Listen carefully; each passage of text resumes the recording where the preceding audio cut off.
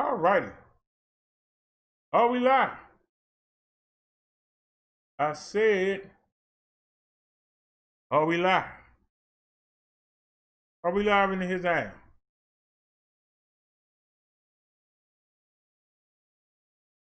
Right. Glad to hit it.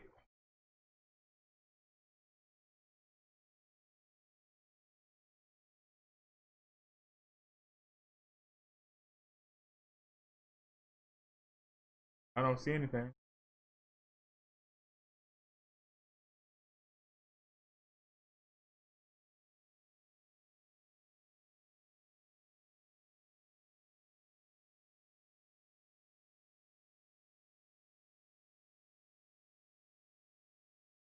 All right, I don't understand how they work, but we're back. What the hell? You just can't get a break. We just can't get a break. Let me guess, it's all gone, right? Oh, it's there.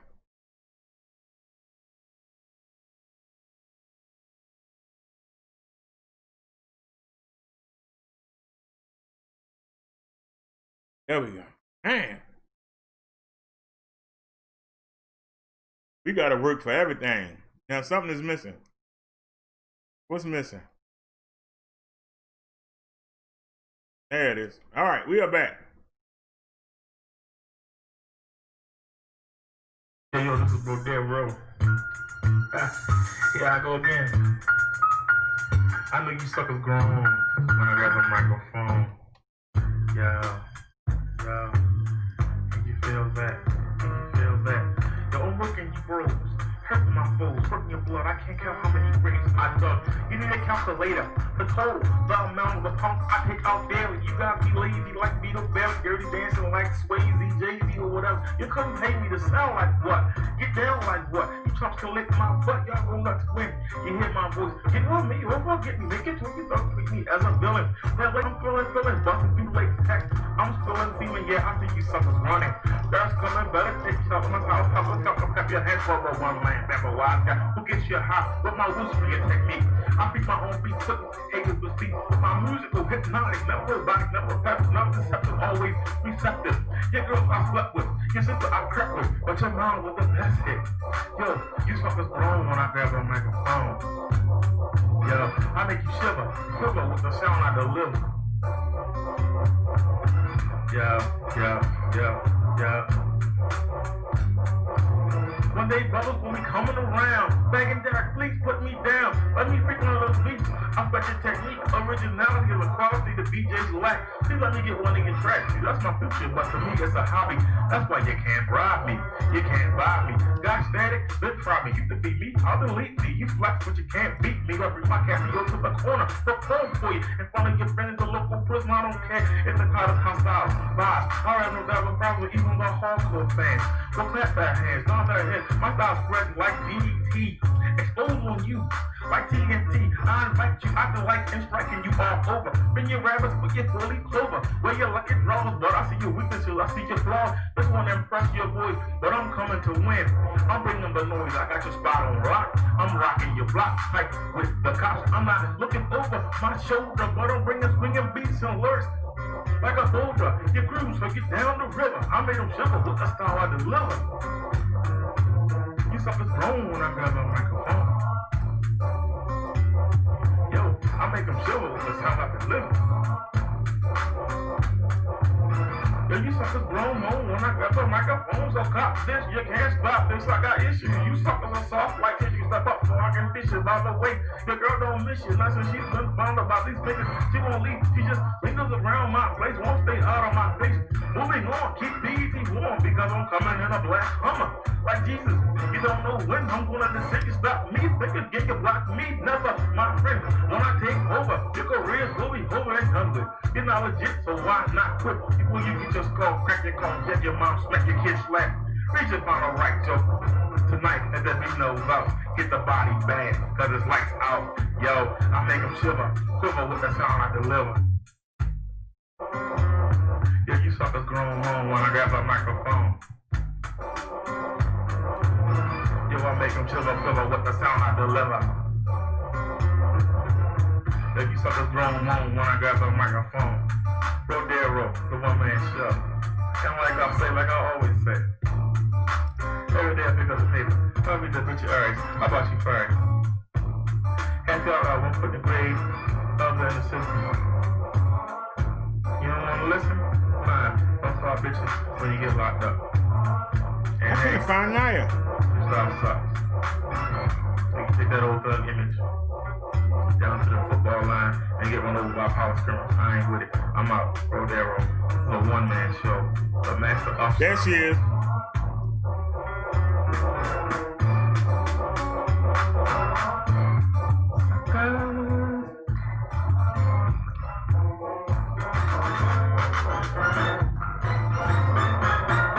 Yeah, I need to shave. I was gonna shave today.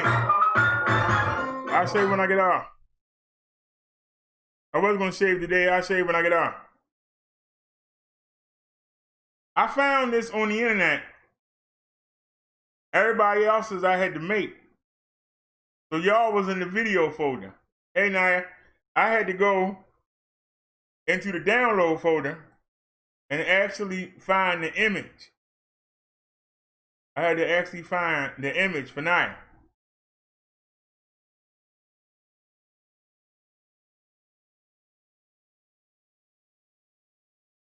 So, what's the matter now? See, I don't know what's going on, but I conceded.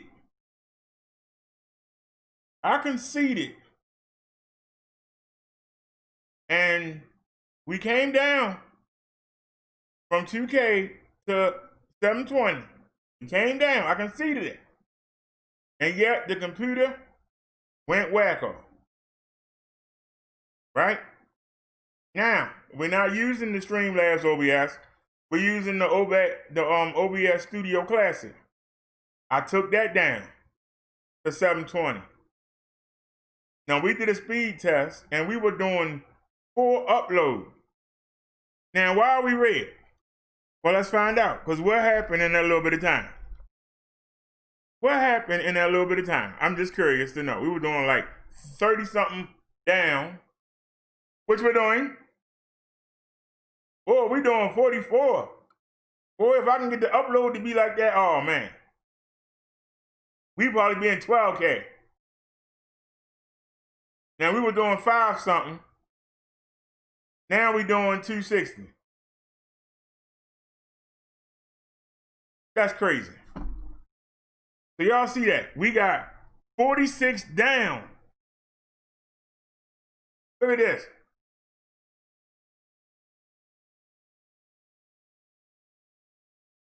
I'd be satisfied with just 5 down. If I could get 5 down and 5 up, I'd be happy. Now y'all see what the problem is.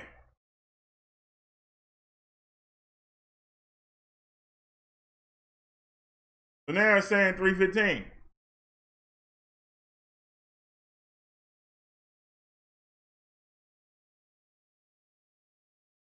Now let's see what we're doing on the OBS.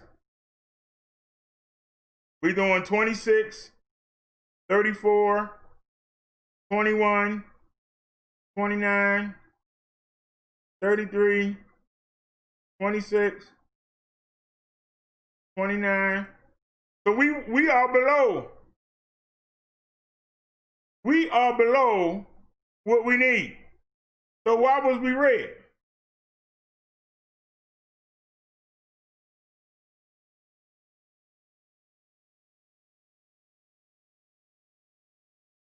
When y'all say y'all don't believe in supernatural things.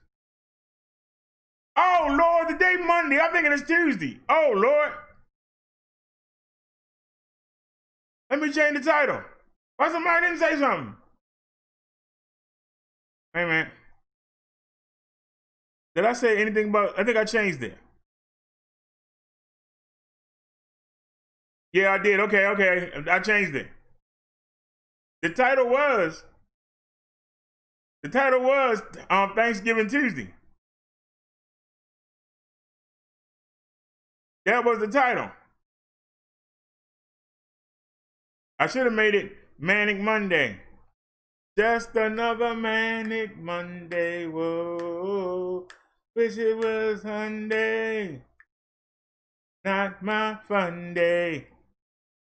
Another Magic Monday. All right, Liz got a link for us. Let's go ahead and copy it. So we got that together. So y'all, why do I title this Thank You Jesus? Well, some of y'all already know because I hit you up on the Hangouts. I got up today. Actually, John Lee got me up today and said, handle your business. So I called FedEx and I said, I called you on the 12th. It's the 14th. I haven't heard nothing back. What are y'all doing? She said, we have no record of you calling on the 12th. I said, the man told me that he was going to call me back later that day. And he never did. So I told her, I want an investigation opened up. I want to know why your FedEx person left my package in the middle of the alley.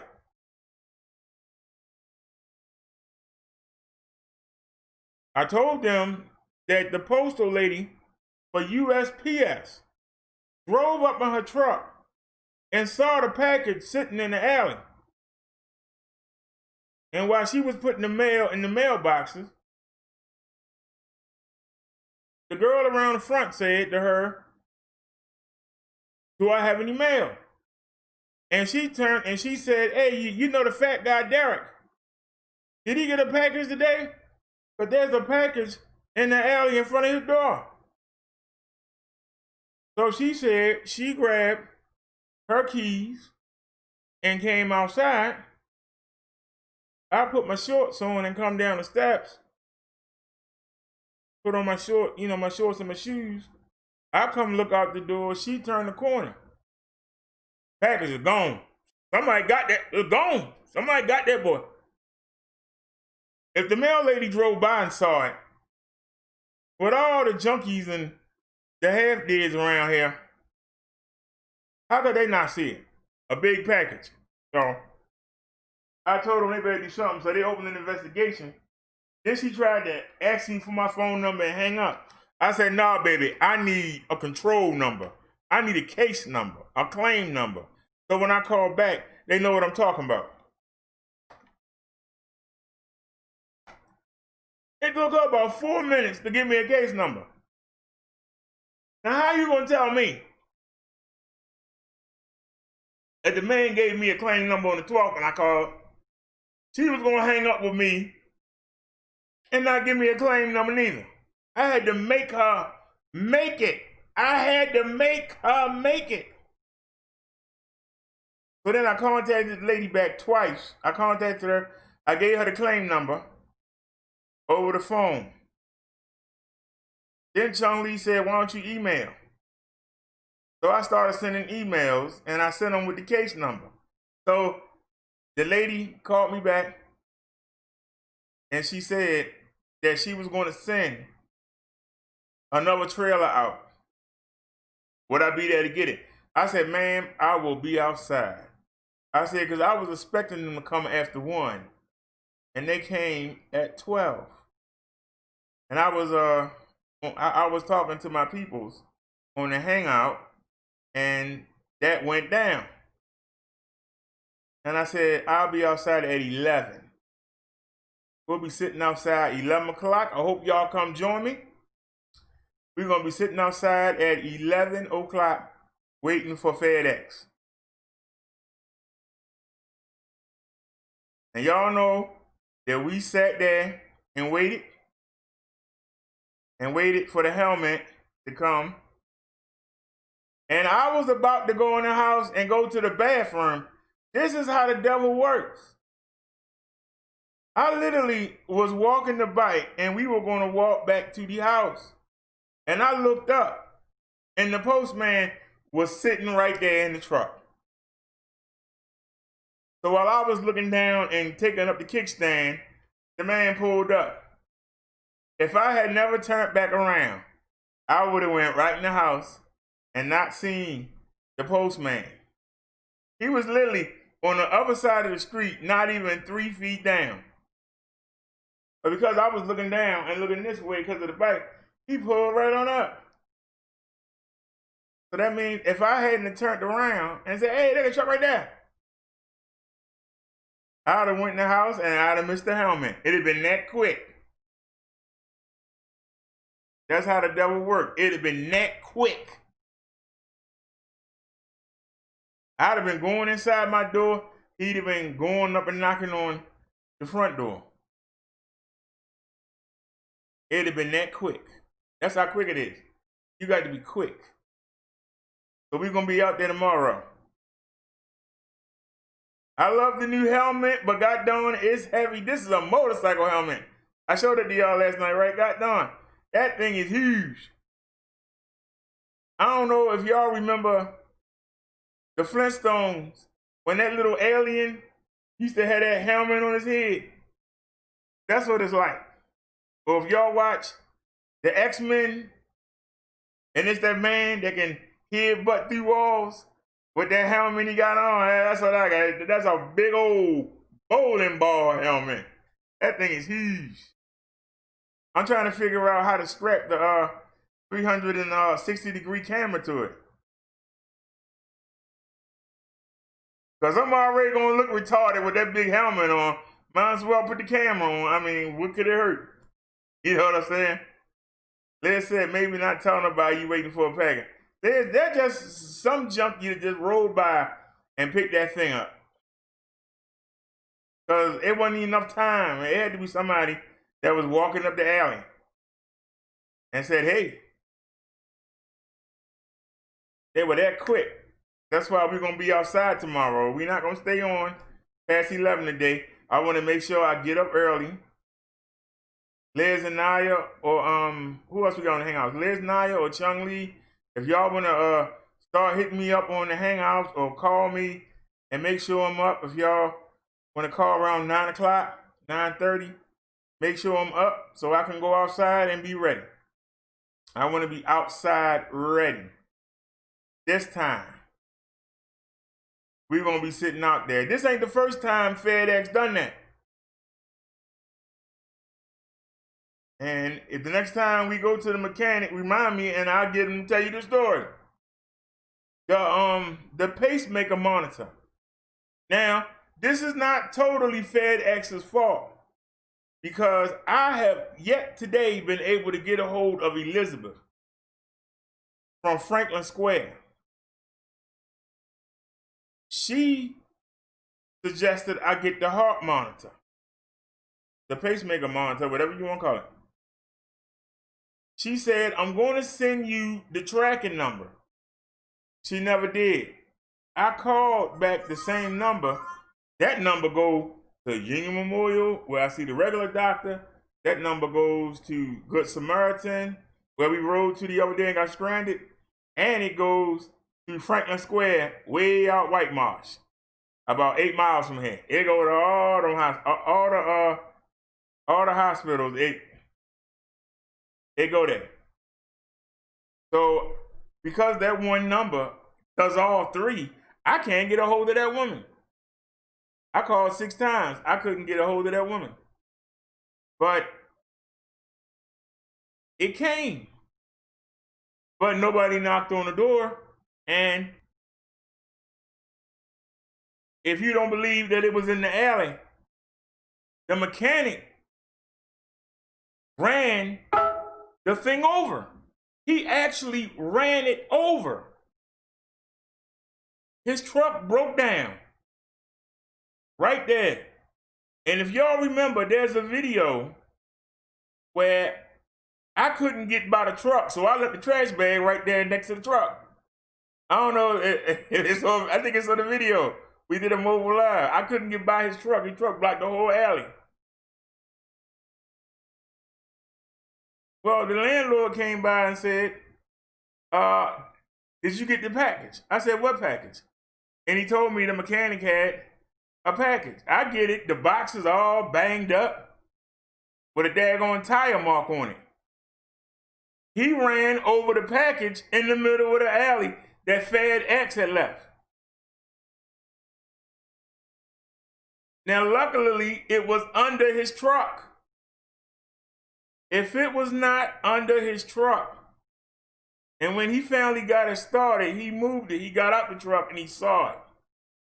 And he saw the name and he picked it up. So somebody would have had my pacemaker monitor. Because FedEx left it in the middle of the alley. And for you to say, no, it wasn't, y'all have seen me outside.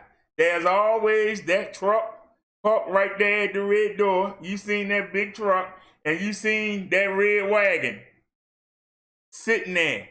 You've never not seen it. Go look at the videos. It's always. The two doorways are kept clear. Now, if he had to put it at the door, how could the mechanic have run it over with those two, with the big truck there and then the car here? How could he have ran it over? How could he have run it over? I'm just asking. How could he have run it over?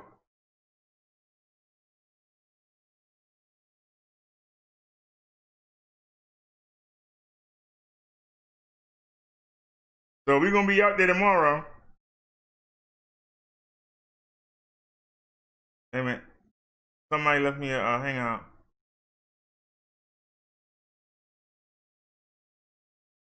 Okay.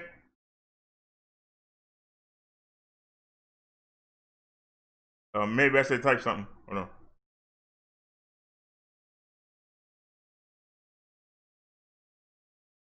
So like I said, the only reason that didn't get stolen is because it was under his truck.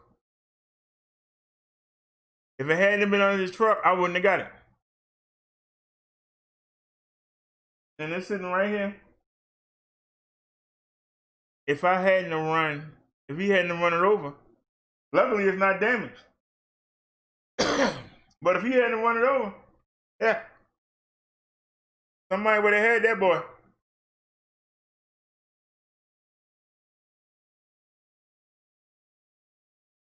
I don't know how much it costs, but it's expensive.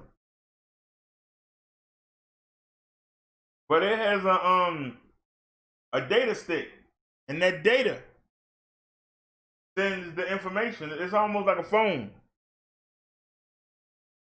You know, it has data, and it sends them the information.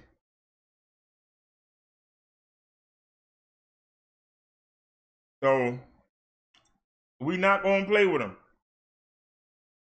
We have the mouse. It's sitting right here. It came today.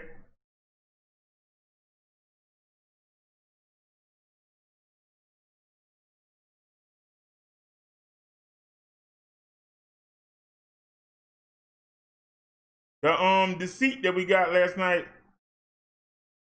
the tracking, they applied for the tracking number, but I don't know if they have actually got it yet, so I can't give you a date on the seat.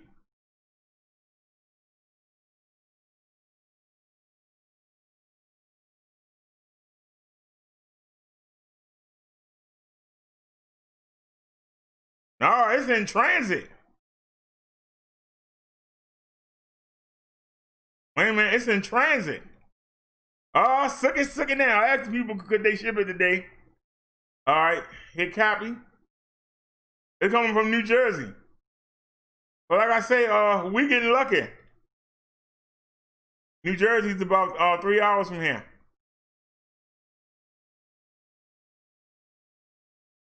All right, let's track the package. It's coming UPS. Oh Lord.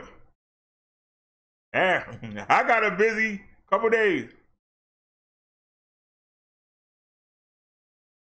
All right, so that's coming tomorrow. I mean, Wednesday. Now wait a minute. What's today's date?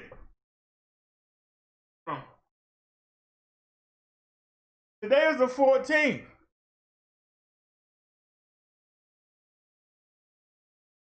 Wait a minute.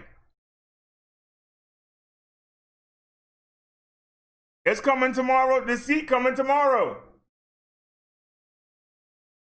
All right.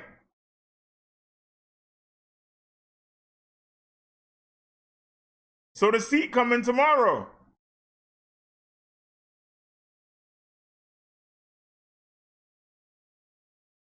All right, we got two things to wait for. This is a happy day.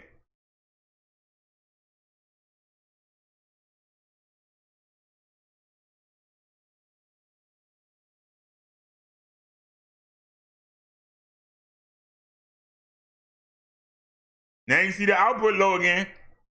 I don't know how.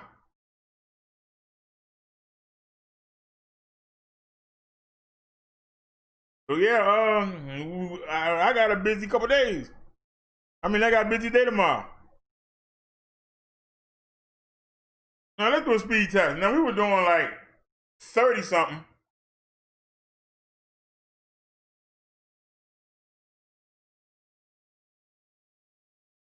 We was doing 38. But look at that. 230, 261. That's why we turning red. That's why we turning red. Y'all see that? I got it on 28. And I got it on 2.8. And it's doing 2.8. Do it again. I don't understand how come but if I go to band 13, we only do one up, but we do like 9 down. I mean, 1 down and 9 up. How can you go?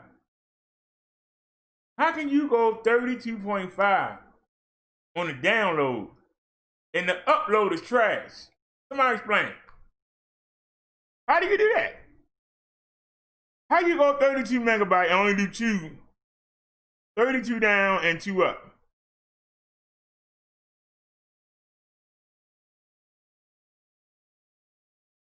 Now, if you watching YouTube, you watching Hulu, you watching Netflix, that down speed is great. You got to remember, I'm limited to 5 megabit. We're using USB tether. We're limited to 5, right? I broke that. Y'all saw it saying 30 something. I can't do nothing with the upload. Does anybody have any technical expertise? How can we improve the upload? I'm dead serious. How do we improve the upload? That's a good question.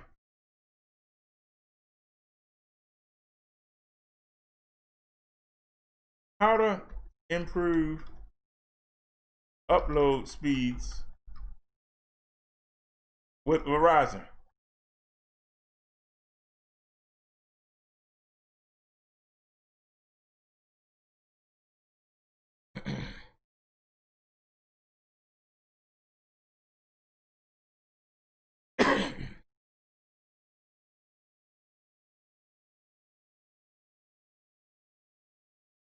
I see commercials. All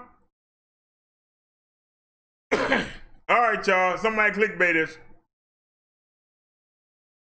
We just got clickbaited.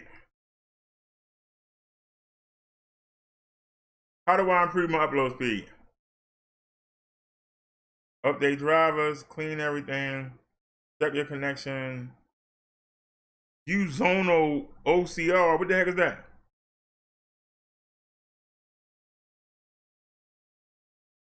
How to increase upload speeds.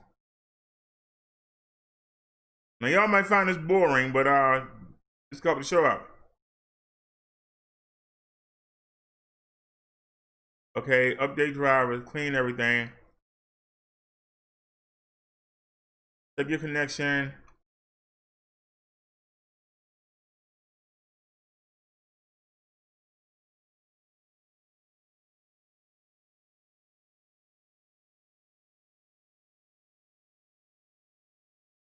All right, let's see what this is.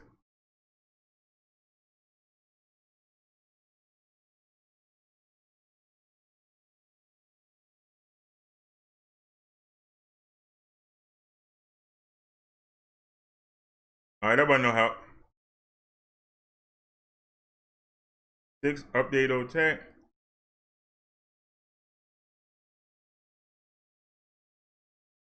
That's documents.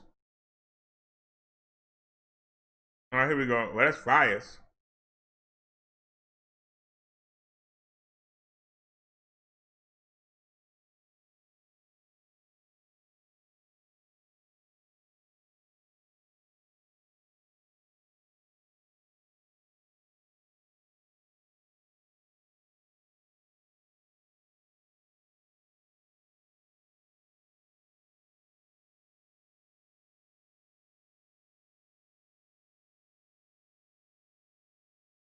All right.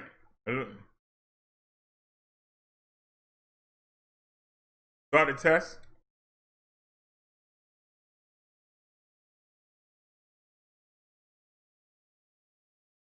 All right, we're doing the download.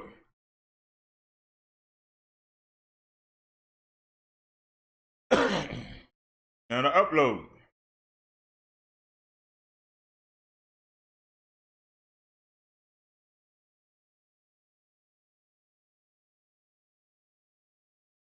It's only hit 4 megabytes twice.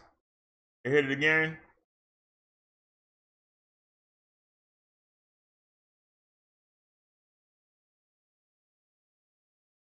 So, any advice?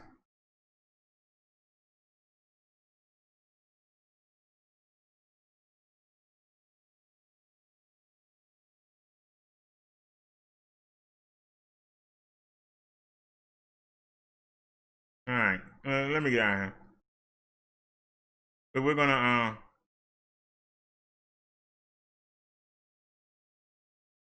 all righty, y'all. We ain't gonna cry about it. We green for the moment. So let's rock it.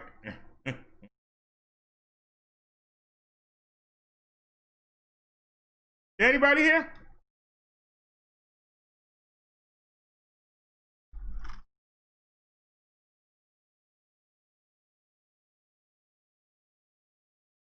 So anyway, we up and running. Liz gave us this link. Let's check it out real quick. Or Naya, whoever. Wait a minute. Somebody sent us a link.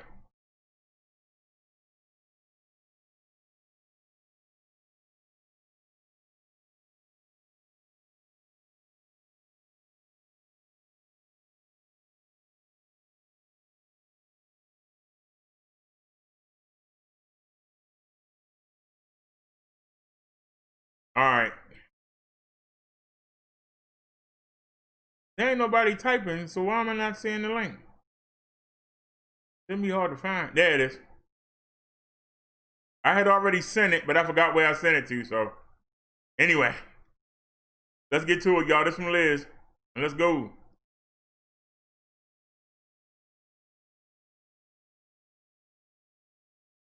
Deadly wildfires rage across the U.S. West Coast. Biden says wildfires are so bad that Americans are left asking, is doomsday here? Democratic presidential nominee Joe Biden is speaking out about the western wildfires. Oh. Yes, I think it doesn't matter what else you do. Get comfortable with a little greatness. The new CNN original series. What's playing? Premieres Sunday, October 4th at 10 on CNN. What's playing? Oh my God. It's being called a once-in-a-generation event. This it right More than here? a dozen large fires burning in the state of Oregon. About an hour and a half south of Portland, the Beachy Creek fire is devastating the area. Signs melted, structures bent to the will of the flames. This week alone, the governor says over 1 million acres had burned in Oregon. That's double the amount that burns in a typical year. Scary. Take that cheap mask off. 70-year-old Kathy Tapia and her 2 cats have been in this Portland Red Cross shelter since Thursday. when they were forced to evacuate their home. The police came knocking at the door within 2 hours and said we needed to go now. This is the worst experience. Period. 500,000 Oregonians living in what are now evacuation zones. Tens of thousands of them have already been forced to flee, and there are growing concerns that the death toll can rise. Truck that would have been down there. Parts of Oregon's rural areas remain too dangerous to search for the nearly 24 missing, like George Ataya. His home is completely lost and is shot. Scott Fogarty, his friend of more than 20 years, says Ataya would have fought till the end. If anybody could do it, he could. Do you think he's still alive up there? I do. Across the western part of the U.S., more than 80 major fires are burning, smoldering structures left by this wildfire in Washington state. At least 35 people have now died in the wildfires in California, Oregon, and Washington this season. 24 in California alone, where resources are stretched. They really are a beast with their own identity. Y'all crazy. They move at their own whim. They're terrifying, and they move extremely quickly. 3 of the largest fires in California's history are still burning. President Trump visiting today to get a fire briefing on the ground. Against a backdrop of thick smoke, he emphasized the need to strengthen forest management.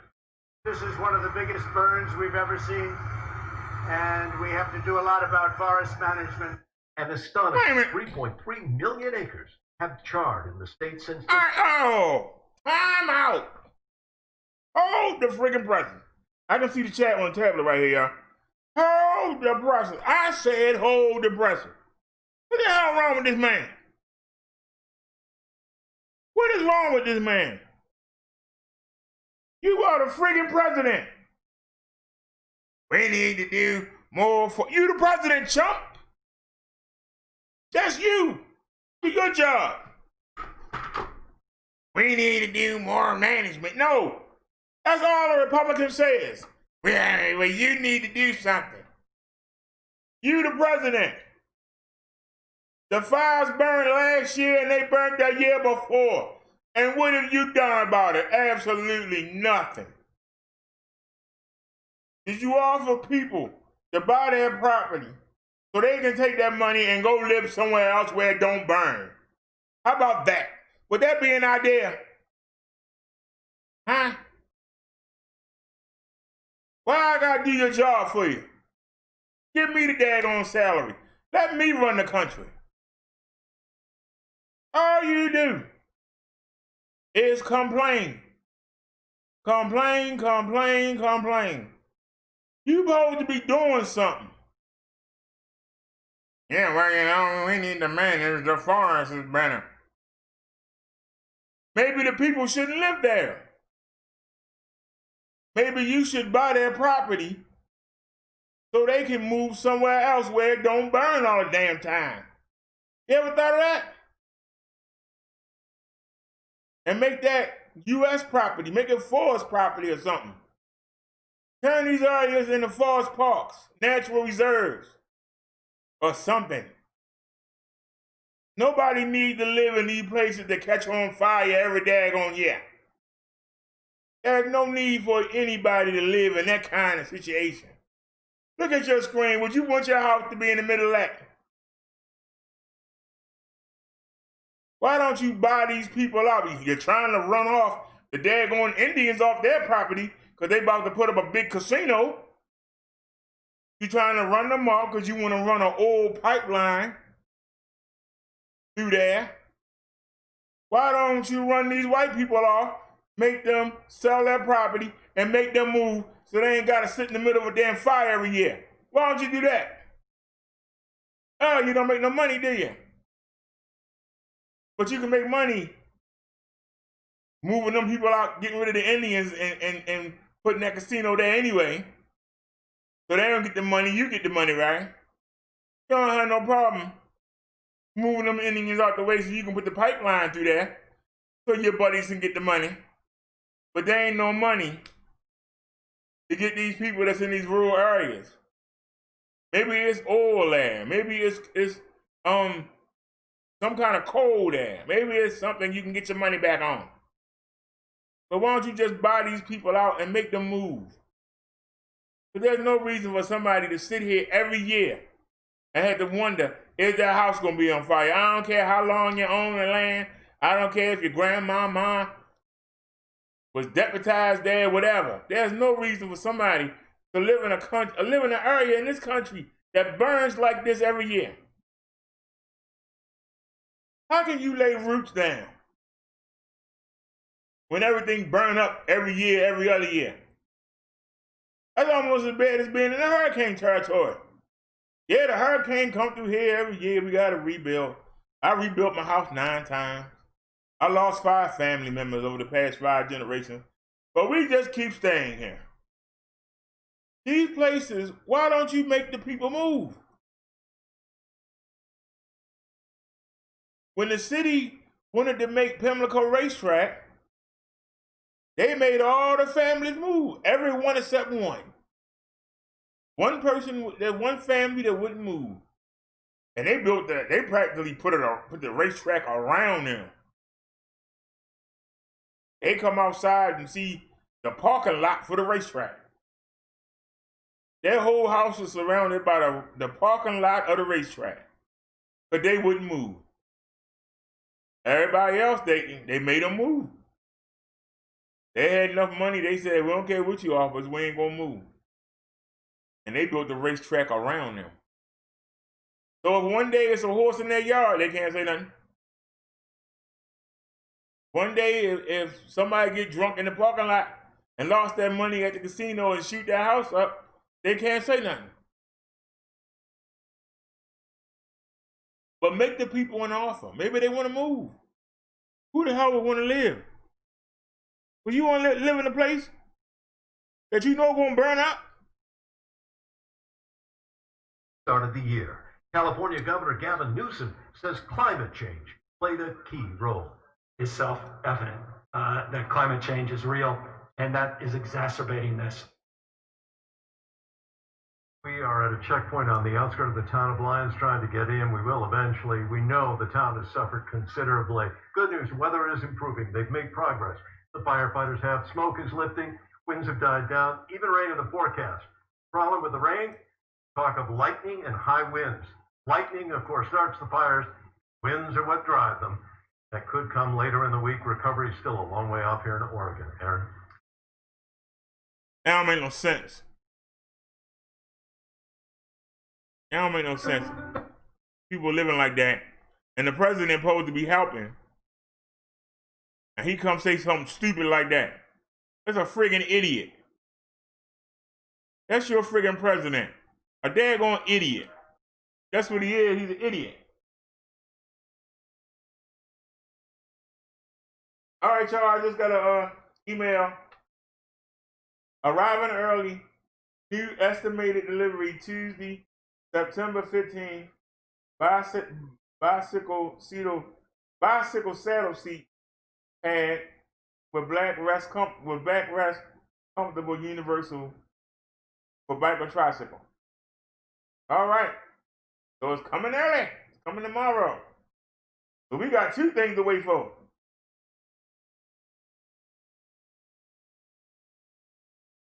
We got 2 things to wait for. Liz said, we'll look at Louisiana.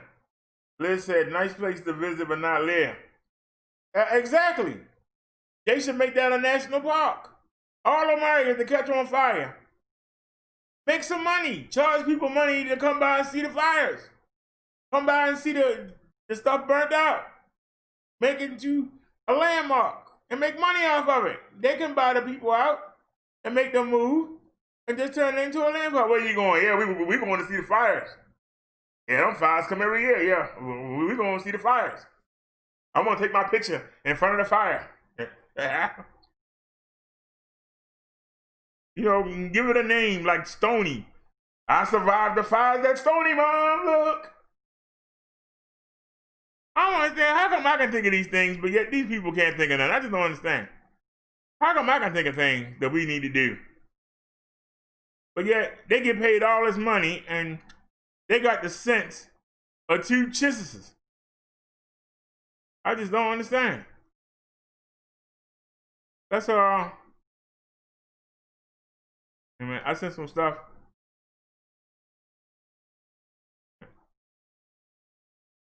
know I sent some stuff. Where am I not saying it?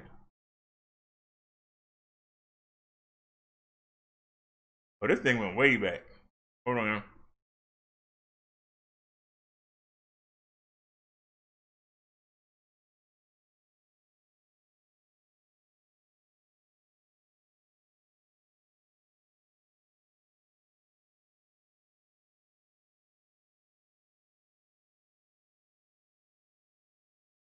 Wait a minute. I got my dates mixed up. Hold on a sec. He said it would be here tomorrow. All right.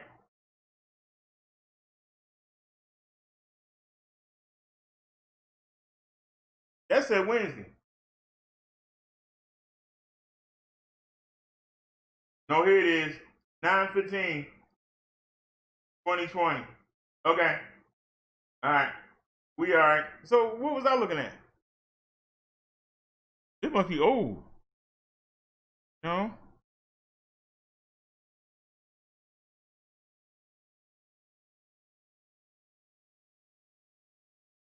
Wait a minute. Trying to see the date.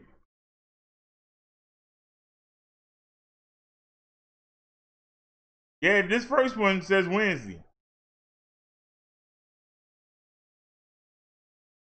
Okay, but we got to update. They both okay. All right, let's get to it, y'all. What the latest talking about? Oh man, we can pause that while he run his mouth. A young man named Tobias Eagle. He sent me a video his mother recorded of him, a very disturbing video, where an officer was detaining him for running a stoplight.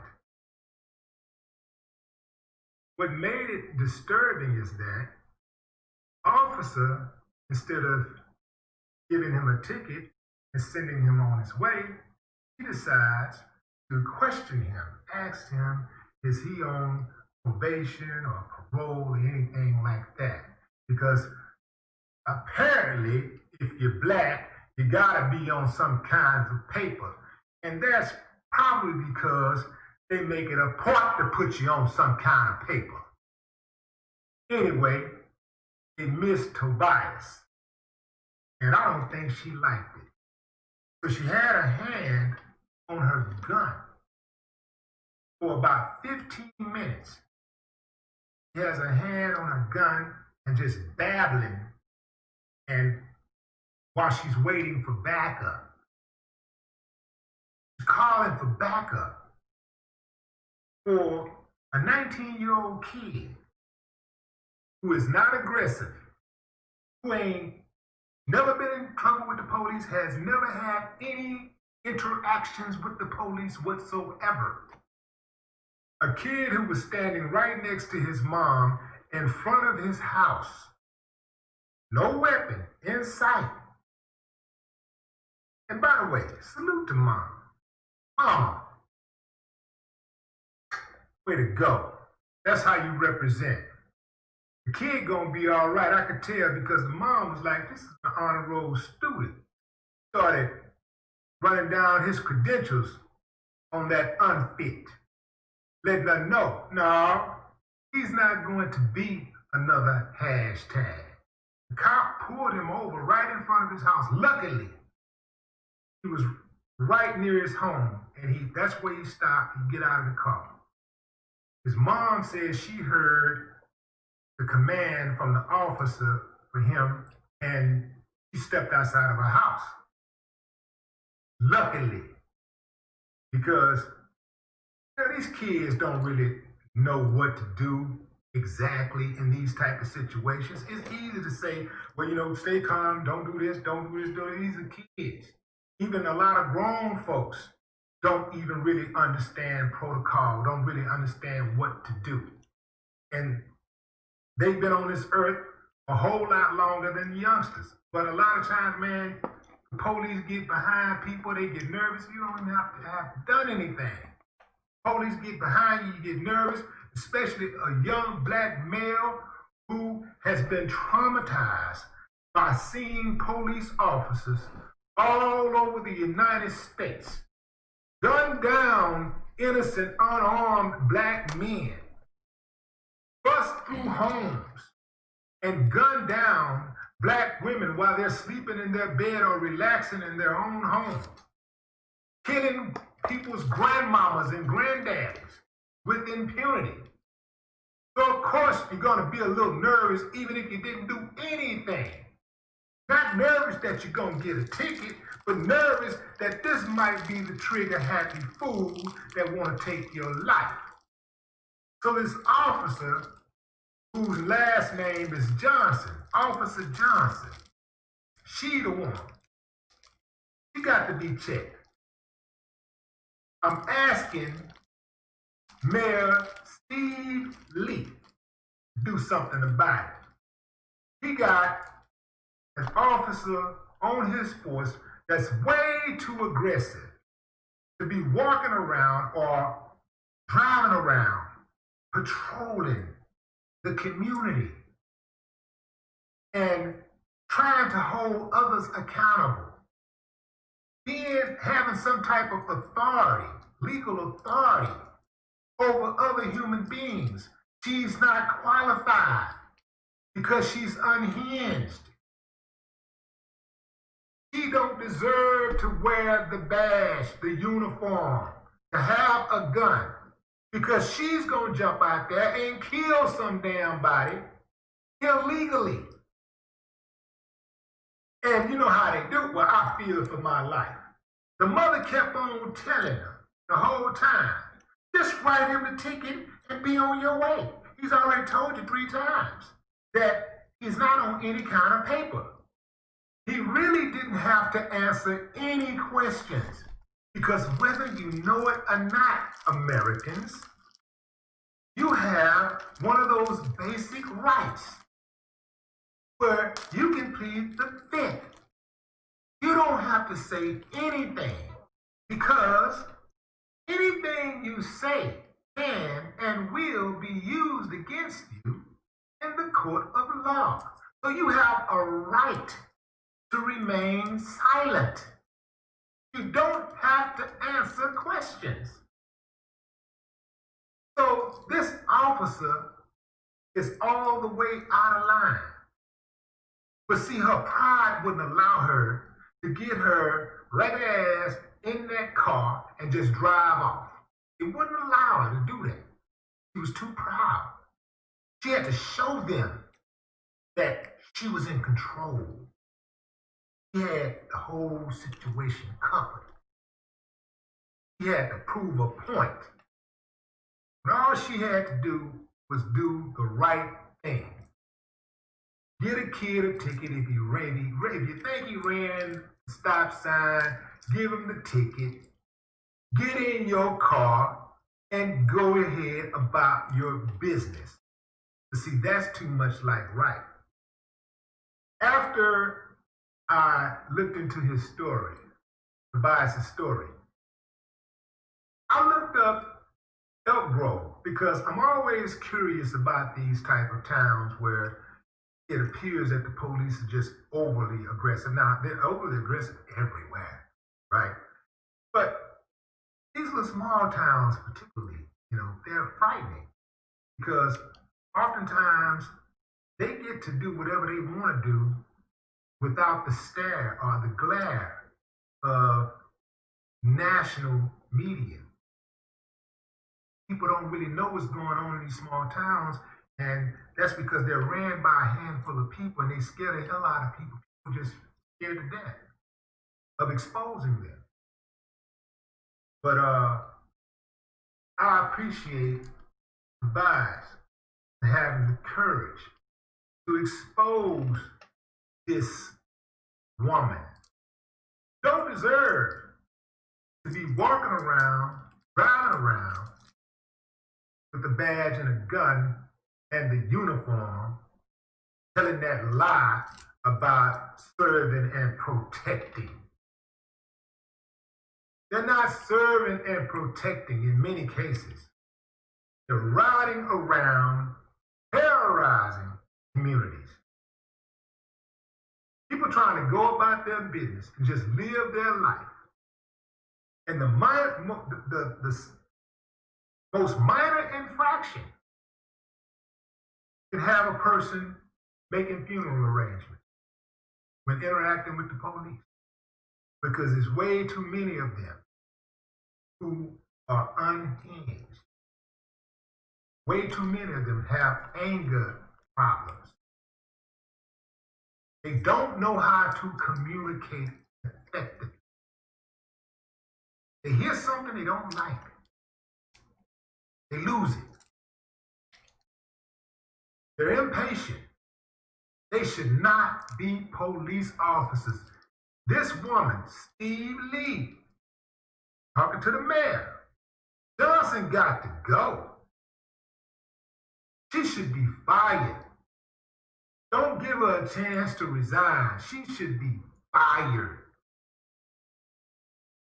But I checked out the demographics. I always wonder when you come into small towns, I checked out the demographics. This town of Elk Grove. All right, man. All right. That was Willie D.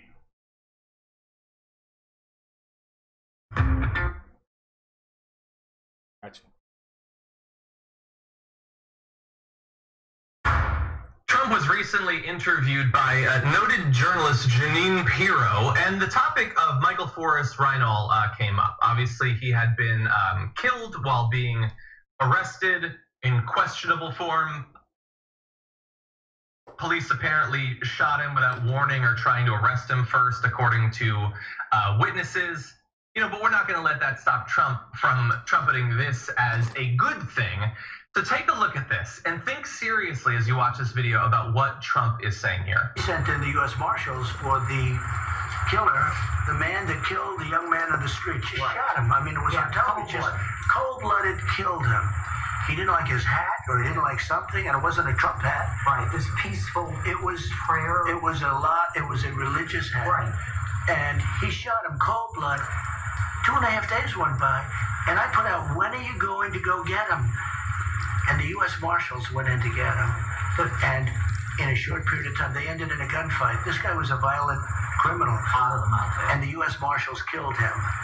And I will tell you something, that's the way it has to be. There has to be retribution when you have crime like this.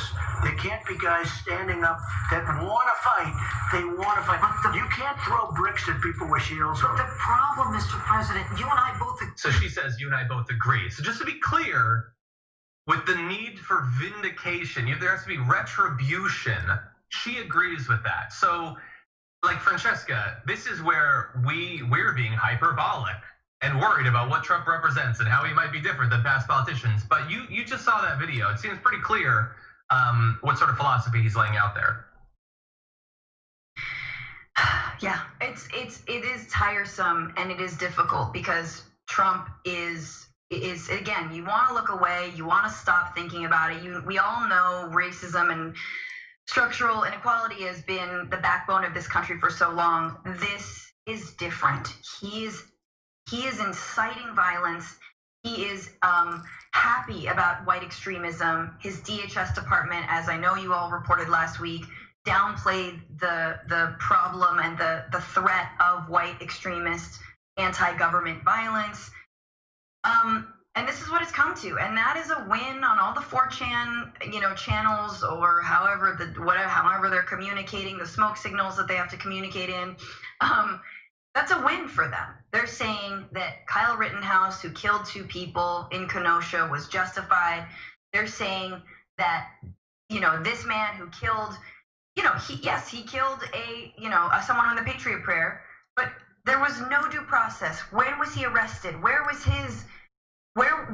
his justice, right? Where was his day in court? And we know Kyle Rittenhouse will get his, right? Instead, again, multiple witnesses have said cold-blooded murder, straight up. The coroner in Olympia, I believe, said that this was a homicide. And Michael did have a gun. This man who was killed, he did have a gun, but it was unclear whether he even had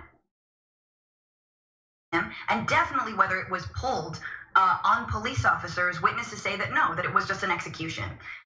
It is chilling. And again, I just, like, we're so far down in this hell world that we have to remember what we're talking about here. Like, we're not, he didn't kill, it's just, anyway, it's frightening. Yeah, and look, I mean, we could mash up his comments there about this individual who said in an interview that he did it as to protect another person. I have no idea. I don't know all those facts, and there's a lot that we probably don't know about. And then how he talked about Kyle Rittenhouse, about how this is a guy who went to protect private property or whatever, and he's the best thing ever. It could not be more stark. There won't be a single Trump fan who'll be like, well, wait, that seems kind of inconsistent. We saw the 17-year-old boy. Our boy Reggie was right there, boots on the ground. And we saw what happened. We saw it live as it happened.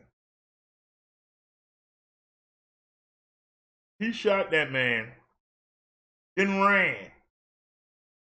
And the protesters tried to make a citizen's arrest. And he shot one of them and killed him. Now, if he was afraid for his life, why didn't he shoot all of them? Because it was 5 or 6 of them that ran after him to try to hold him for the police. And they eventually did hold him. But he got away. Why he didn't shoot all of them? He was arrested at his home, not even 20 miles from where it happened. It was less than 20 miles. But why he didn't shoot everybody? If he was so scared for his life, why he didn't shoot everybody?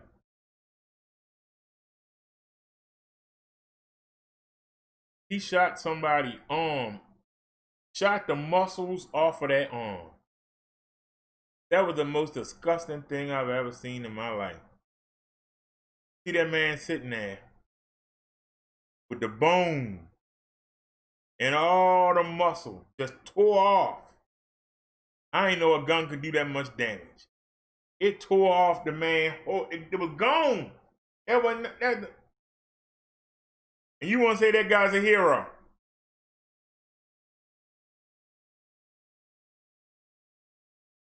I don't understand the world we live in. I just don't understand. The president want to say that that boy is a hero.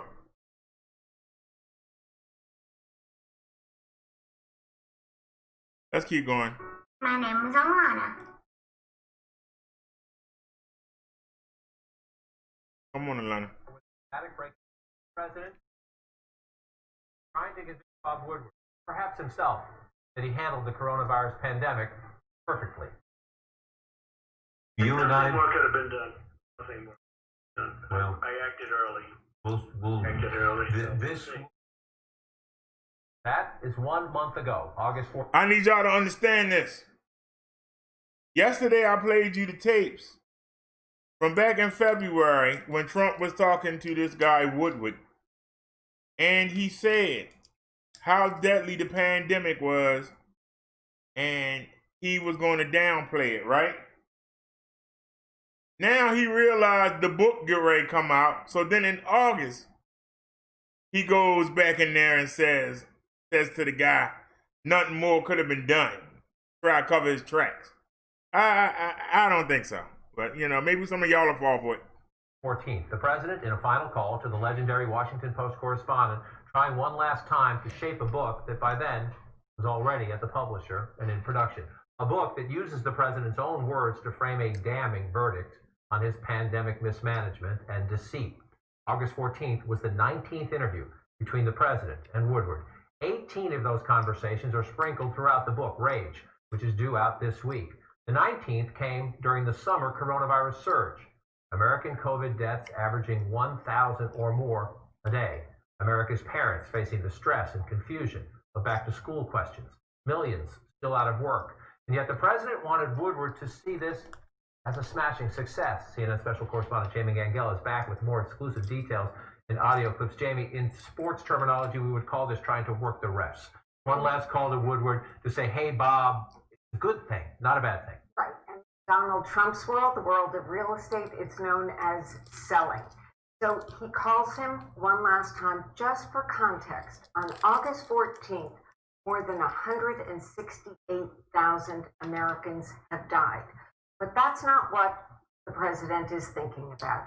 He knows the book is done. He knows it's coming out in September. And he calls Woodward because he wants to find out how he portrayed the book.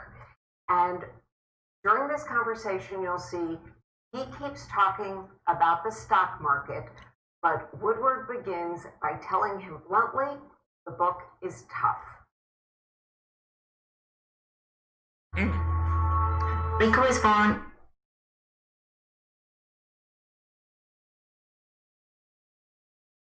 It's a tough book, sir, and you have your say, and there's gonna be a lot of controversy about it. I expect the whole business with the COVID and dealing with that is laid out, and so it's close to the bone, and you helped me get there, and I appreciate that. All right. Well, we've done better than most countries with COVID. You're starting to see that. I mean, there are parts of the book you're not going to like, and What one I like, Bob? well, just there is. It's tough times. The virus, as you repeatedly told me, and as you've said publicly, it's derailed things, and it's a big reality in people's lives, as you know. So I will get it to you, and You know, the market's coming back very strong. You do know that. yes, of course, and Did you cover that in the book? yeah, oh, sure. The market is coming back. But listen to At that point, 168,000 dead.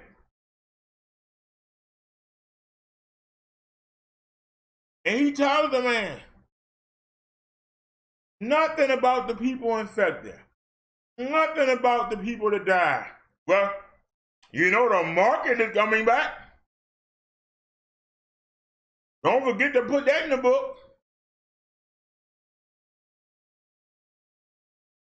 You know, we put American taxpayers' money into the stock market and propped it up. The stock market is doing good.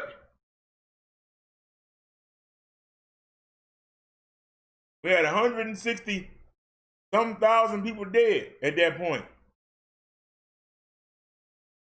1,000 people dying a day. But we got the stock market looking good. Anybody want to comment? President said, screw them people that died. Screw you. Screw the people that's unemployed. Screw you. Screw the people that's going to get evicted. Screw you. Screw the people that's going to lose their homes to the bank. Screw you. But, you know, to the orphans that don't have parents anymore, screw you. But, you know, the stock market is coming back, goddarn it. Aren't you happy? Aren't you happy? The stock market is coming back. That's what he care about. this next exchange because Trump is not giving up. He keeps talking about the stock market. We're now 6-7 months into the virus, but Woodward pressing him that the important thing, the virus. It's going to be a contest between you and Biden. It's going to be a contest between both of you and the virus. The virus is that because it's in real people's lives.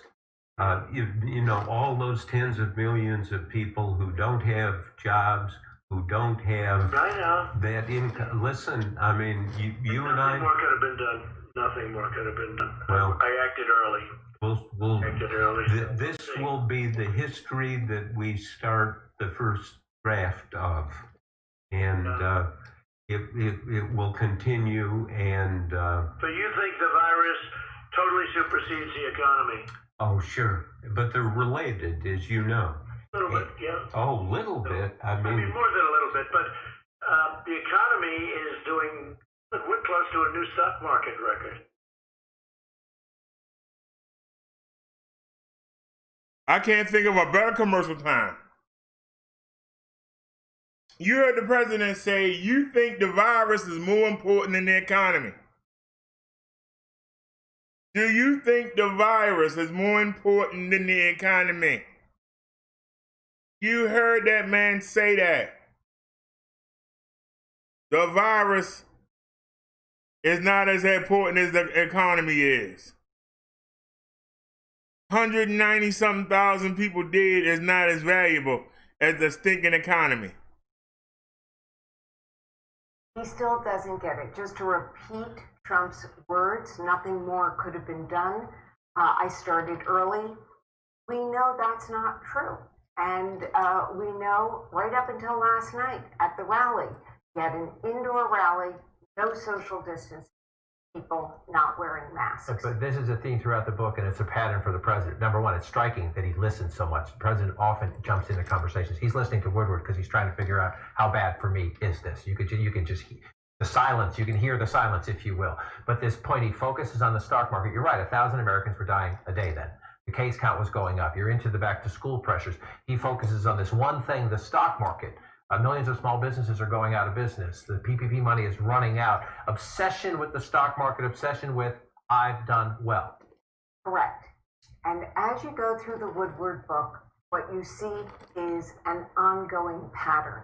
So it wasn't just in February and March that he was privately saying to Woodward that it was terrible and playing it down publicly. We went back through the book, and there is a pattern that continues.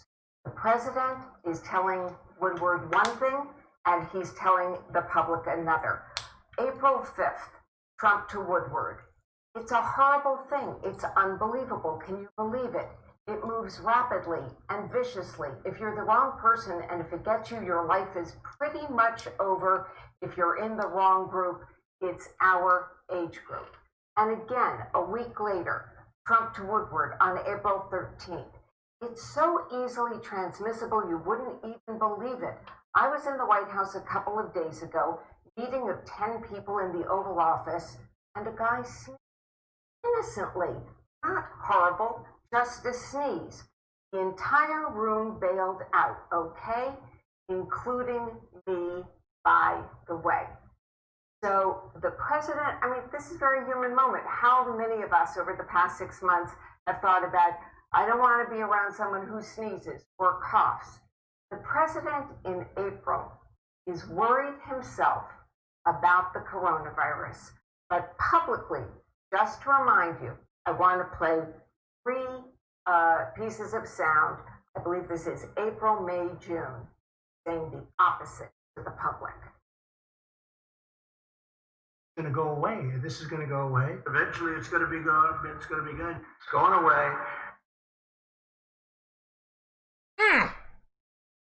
To be a champion, it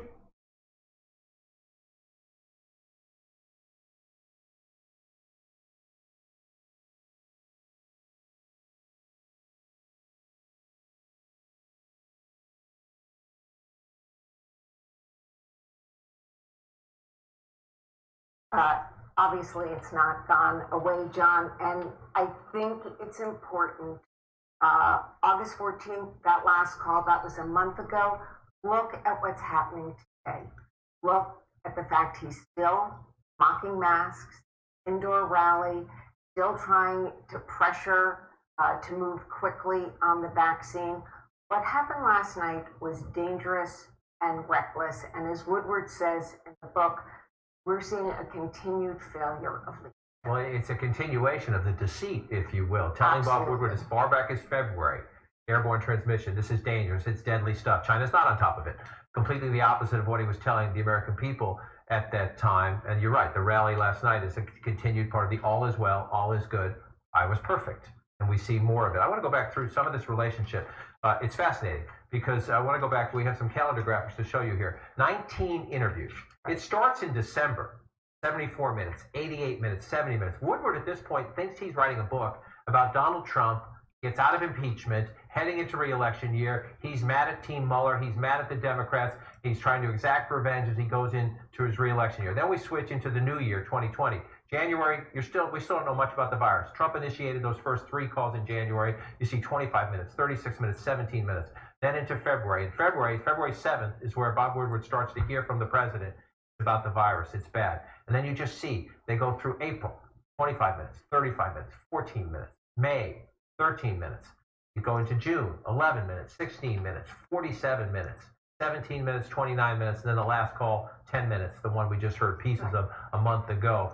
7 of these 19 calls initiated by the President of the United States, who is trying to make the case, once he learned how bad this book was, that they were short conversations and that Woodward was stalking him.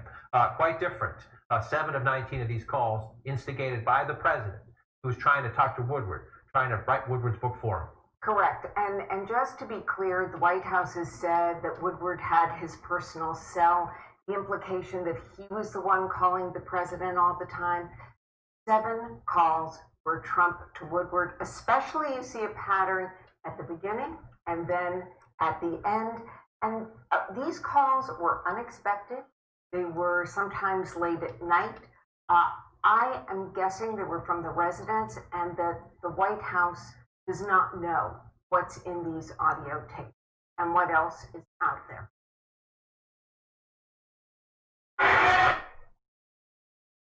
Sorry for that, y'all. The volume for this thing is short. But anyway, let's go ahead and skip along. But that was it anyway.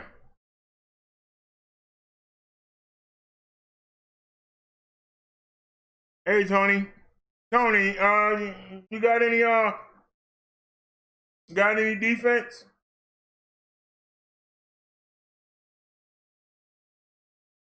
Trump said, screw the American people. Screw the 6 million infected. Screw the almost 200,000 people that are dead from this virus. They don't count. The stock market and the economy, that's what counts. And I did a great job. I kept the stock market going. I lost 200,000 people, but 6 million of y'all had to get infected. 13 million of y'all lost y'all jobs, but if we don't do something, 22 million of y'all gonna lose your homes or be evicted. But the stock market, I kept the stock market going. Aren't you happy? Ain't you gonna reelect me? I'm more worried about what's going on in Portland. What's going on in Chicago? What's going on in D.C.? But I'm not going to send nobody there to fix it. I'm just going to keep blaming Democrats for it. I'm going to blame the mayors and the city councils. I'm going to blame the bumbling governors. Even though I'm the numero uno, I'm not going to fix nothing. But I kept the stock market up. I took your money and I put it in the stock market and propped it up. Aren't you happy? I won't give you no money. I won't give you no money. But I'm going to take your money and prop up the stock market so my rich buddies get their money. Aren't you happy? Liz says, sorry, be right back. Hurry back, Liz. Tony said, yes, he did. He a businessman first and foremost. Well, he might be a great businessman, but he a lousy president. We gonna get to Miss Kaylee. Isn't she lovely? We gonna get to her in a minute. Cause she said something that lets you know we in trouble.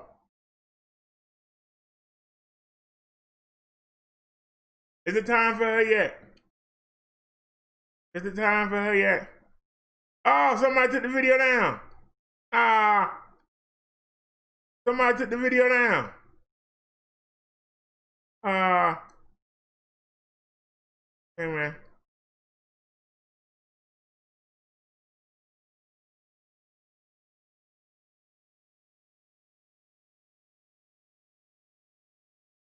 Is this it?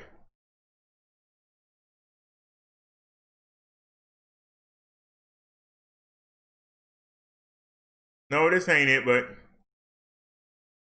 Yeah, we're going to shift the subject because a lot of people have been suggesting or posting comments on George Floyd that apparently new evidence was released. I'm not familiar with it, but from the comments, are you familiar with the new evidence that apparently he swallowed drugs? And I'm not sure if it's in this case or another case. There's a couple different things on that. One little transition before I forget.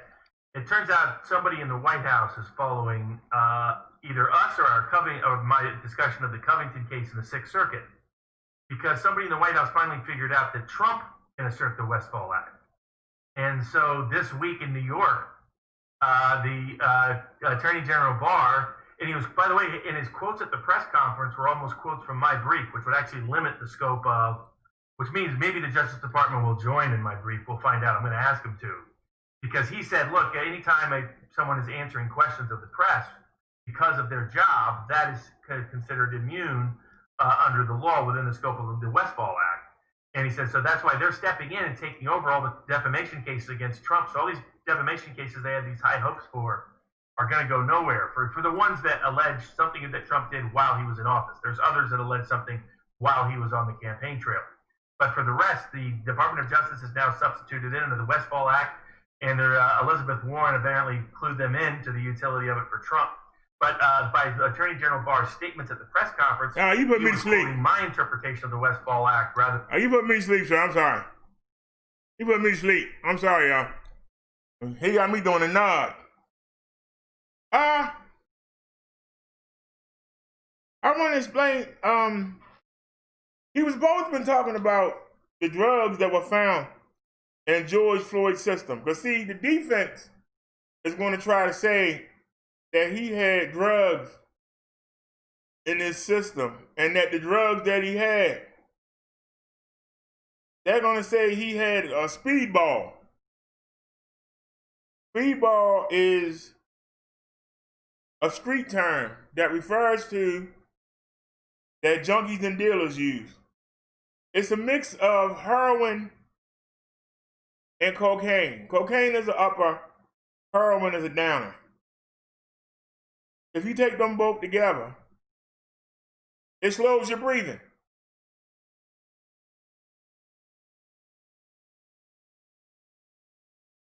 If you mix meth with the heroin, it can make your breathing stop. But the problem is, when a person is going through that, they nodding out. They out of it. They out of it. George Floyd is seen talking. George Floyd is begging for them to get off of him. George Floyd is saying he can't breathe. If he was under those narcotics, he would be slumped over. That's what the defense is going to try for Derek Chauvin. They're going to say that he had drugs in his system. The problem is that George Floyd was either 6'4" or 6'6" and about 190 something pounds.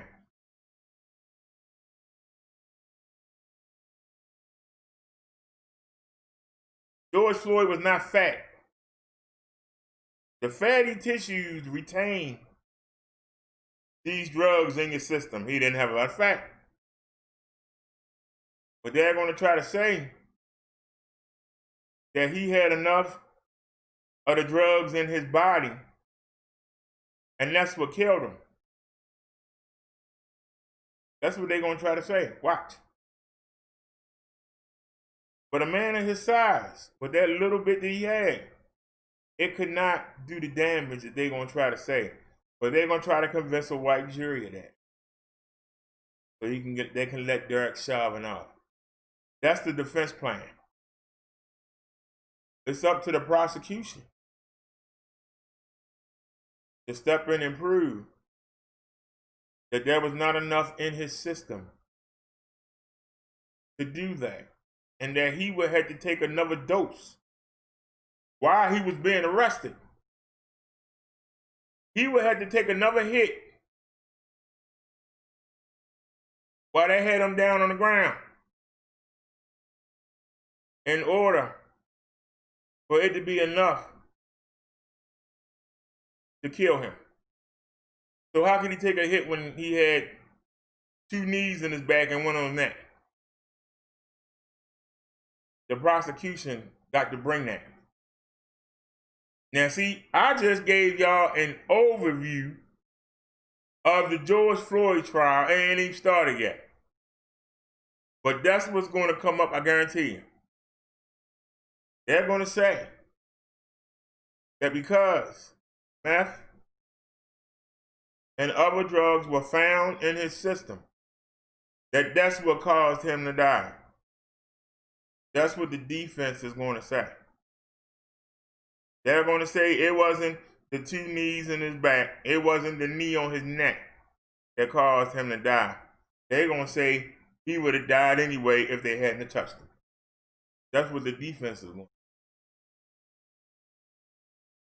say. And where else have y'all heard this at? What other YouTuber in this sector is bringing you this information?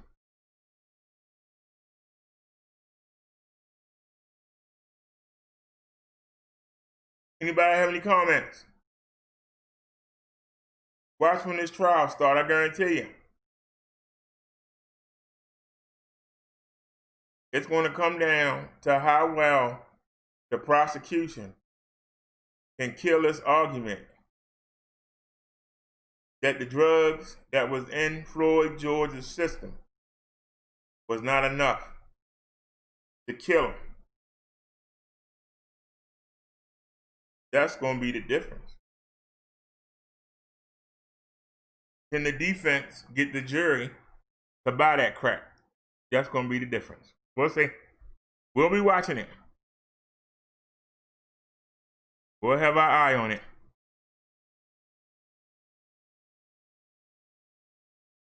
Hold on.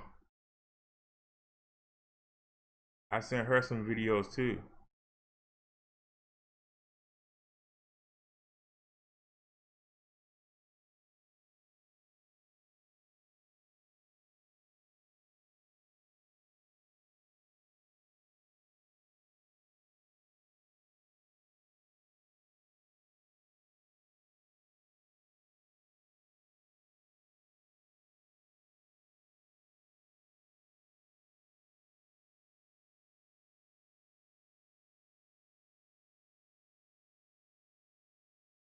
All right. You're trying to. No, that's from yesterday. Wait a minute. I remember that one. Hold on.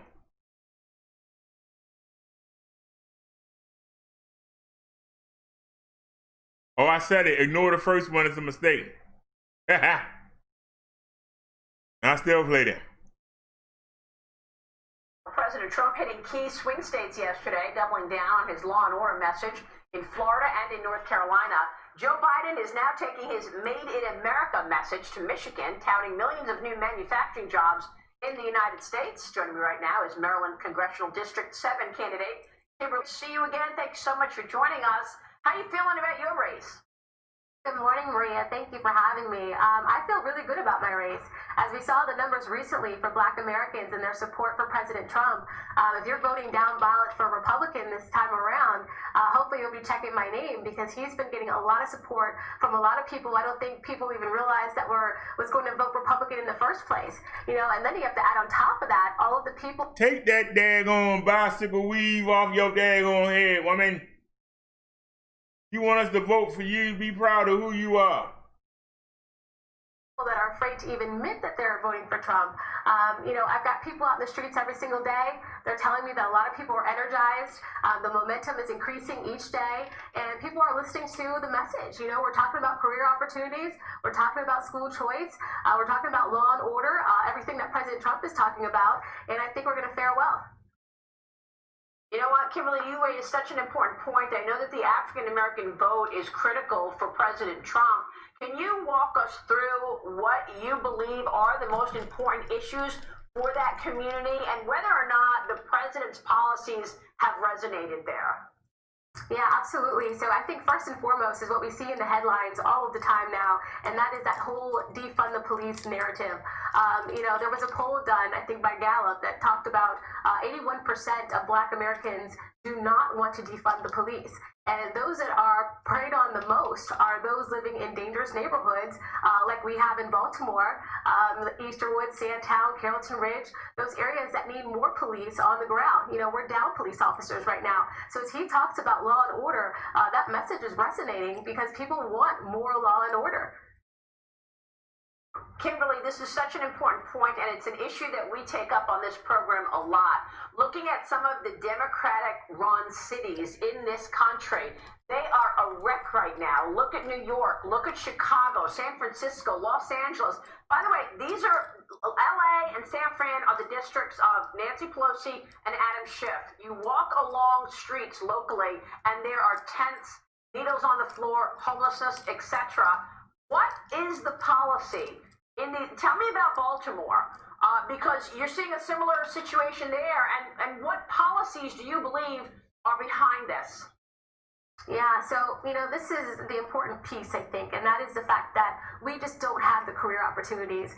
Baltimore used to be a manufacturing powerhouse, and I think it's ironic that Joe Biden is talking about Made in America because it was him and his colleagues that signed over to NAFTA and pushed all the manufacturing jobs out of this country. When you look at Rochester, that was another manufacturing hub. And here you've got a bunch of police officers now resigning or retiring early because they don't want to deal with the nonsense we currently have going on. We can't afford to have any cops leave in Baltimore City. We're actually already down police officers. So I am really just saddened by the way things are going across the country. But I think people are really listening to Donald Trump and saying, you know what, maybe this is our guy.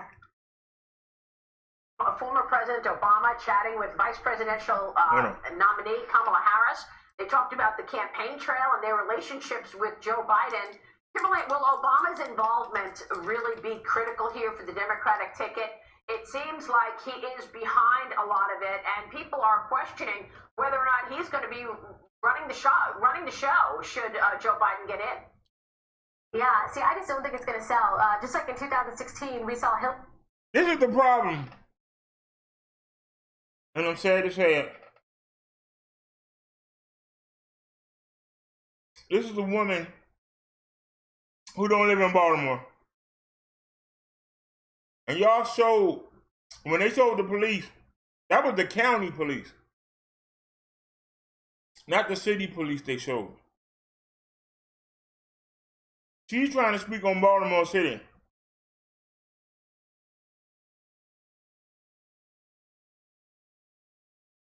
She said Sandtown needs more police. Sandtown, that's the area I was trying to say the other day. That is a low-income white neighborhood. They got police. Not too much happens in those neighborhoods. I feel safer walking through Sandtown than I do through the neighborhood I'm in now. You understand? This is white Republicans trying to snow white people and dumb black people. They trying to get you to see what they saying.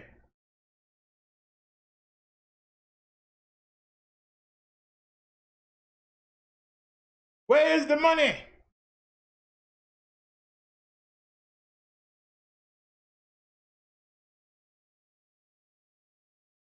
Where is the money that the government has given to these cities?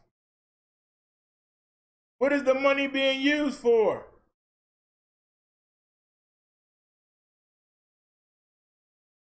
Baltimore City is no better than it was under Obama. It's no different.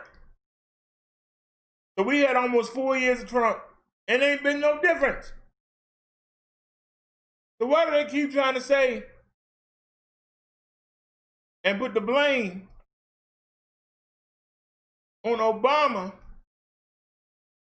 when Donald Trump ain't done nothing?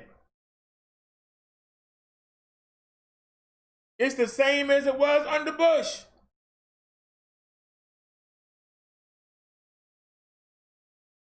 The Democrats ain't had no 9/11.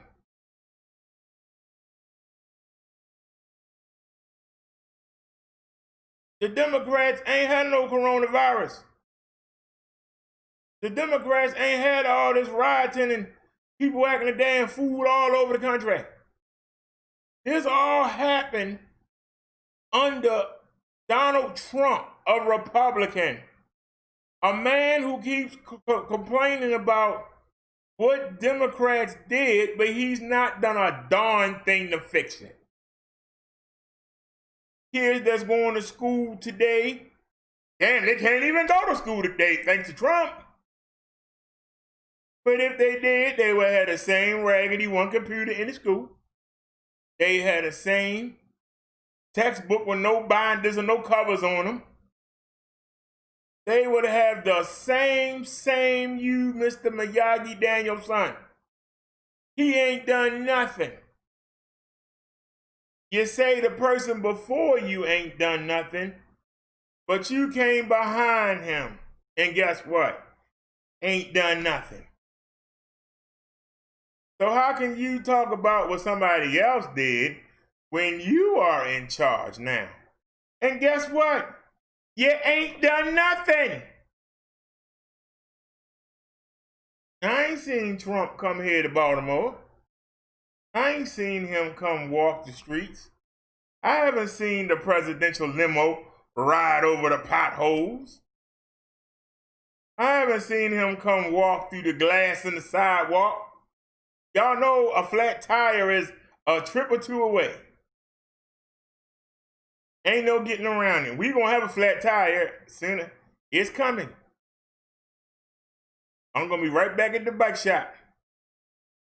We got a flat tire coming. You know it, and I know it. We got a flat tire coming. There ain't gonna be no getting around it. We got a flat tire coming. You know it just as well as I do.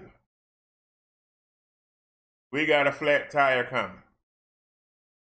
We can sit here and pretend. We can act like we don't see nothing. But you know we got a flat tire coming. I know it and you know it. With all that glass on the ground, with all those potholes. That's why I can't keep the camera straight. Why it's all over the place. It's all over the place. Because we can't keep the camera still, no matter where I put it on my body at. No matter where I put it on the bike at. We can't keep it still. Because every step, every movement is nothing but a raggedy. Ripped up. Parts of the sidewalk missing. Has it changed? Go look at the video that I did and go look at the video now. You won't see no difference. Trump came into office in 2016. I got a video up. I got a video up called 2017 Get Out of Here. I think it's on a Brother Derek Show channel. They only got 4 videos on it, I think. But it's in 360. but not the real 360. It's a 360 single lens. Go look at that video and you hear me fussing about how they didn't even clean the sidewalks off. And how the snow plows and throwing the snow up on the sidewalk and then it melt and then threw the ice on top of it. I mean the salt. So now the salt dissolved the snow and turned it into ice. And you hear me talking about how the old people gotta try to walk by and not slide and bust their butt.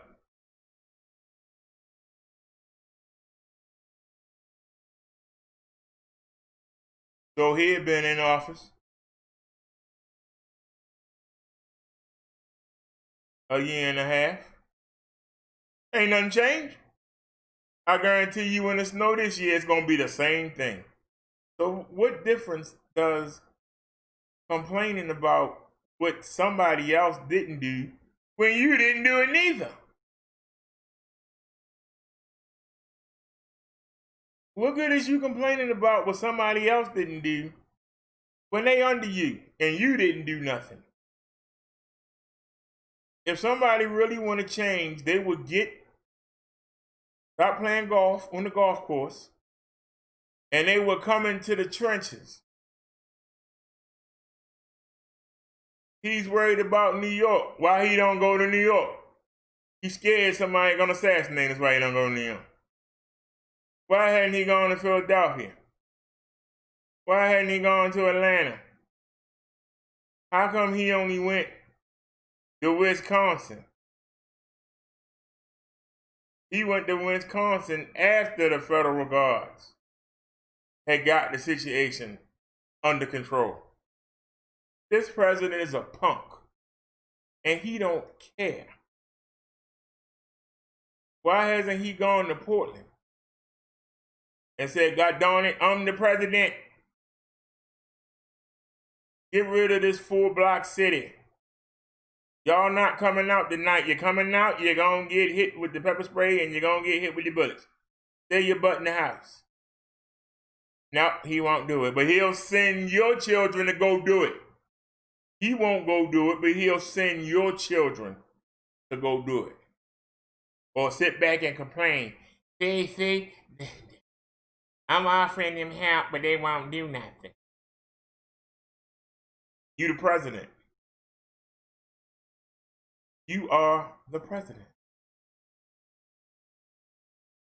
Why is it that Nancy Pelosi is trying to get money for the states? Because the Republicans don't care about this. They just want to let them go all willy-nilly. You just make sure that people keep going to work. That's all they want.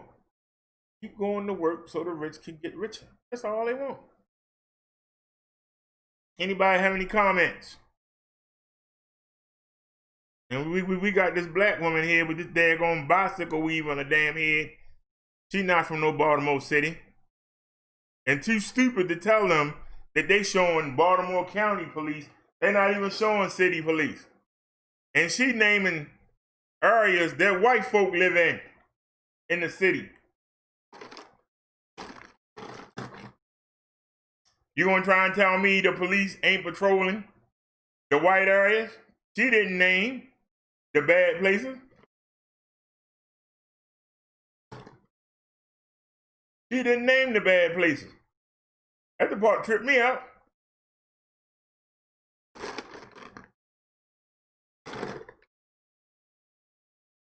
But she don't know. But Fox News put her on there to try to get black folks to vote for Trump. Sad, man. So easy to chop these people up. It's just so sad. So easy to chop these people up. Dr. Bernard here. In my opinion, the things listed in George Floyd's toxicology report by Hennepin County absolutely do not absolve the officer. The reason I'm bringing up the toxicology report right now in 2020 is because the report is going to get brought up in the trial of the officers. All right, well, let's go. After digging deeper into the report, it confirms what the video shows, that George Floyd died at the hands of the now former officer. an educational video about not just the toxicology report, but also the things that are listed on it. On Memorial Day, May 25th, 2020, George Floyd bought a pack of cigarettes from Cup Foods, 38th and Chicago Avenue, Minneapolis. It was just before 8 p.m. The employees of the store went to George's vehicle after he made the purchase and asked him to return the cigarettes because they believed that the $20 bill that he used to pay for it was counterfeit. He refused. They called the police. On the 911 call, they reported that George was awfully drunk and not in control of himself. That's not out of the ordinary on Memorial Day weekend. On arrival of the police, George was in a vehicle with a person. Police approached and confronted them. An observer sitting behind the car recorded the encounter. It ended with George in handcuffs. He was placed against a wall, sitting down. He was then helped up and brought to a police car where, on camera, he stumbles. Police get him back up. More police arrive. As they struggle to get him into the car, outside observers record 4 officers huddled over George. This culminated in the knee on neck, 8 minutes and 46 seconds. As George pleads to the officer, "I can't breathe." His face becomes purple. He falls unresponsive. This was in addition to a pressing down on George's back and multiple pleas from the observers for the officers to let off. On arrival of the ambulance, video records show an unresponsive George Floyd being put on a stretcher. An hour later, George Floyd was pronounced dead. An autopsy was done by Hennepin County the next day. It's good that the family requested a second independent autopsy, but that second autopsy didn't get a second toxicology report, although I'm not sure if they could do a repeat one. William Flag?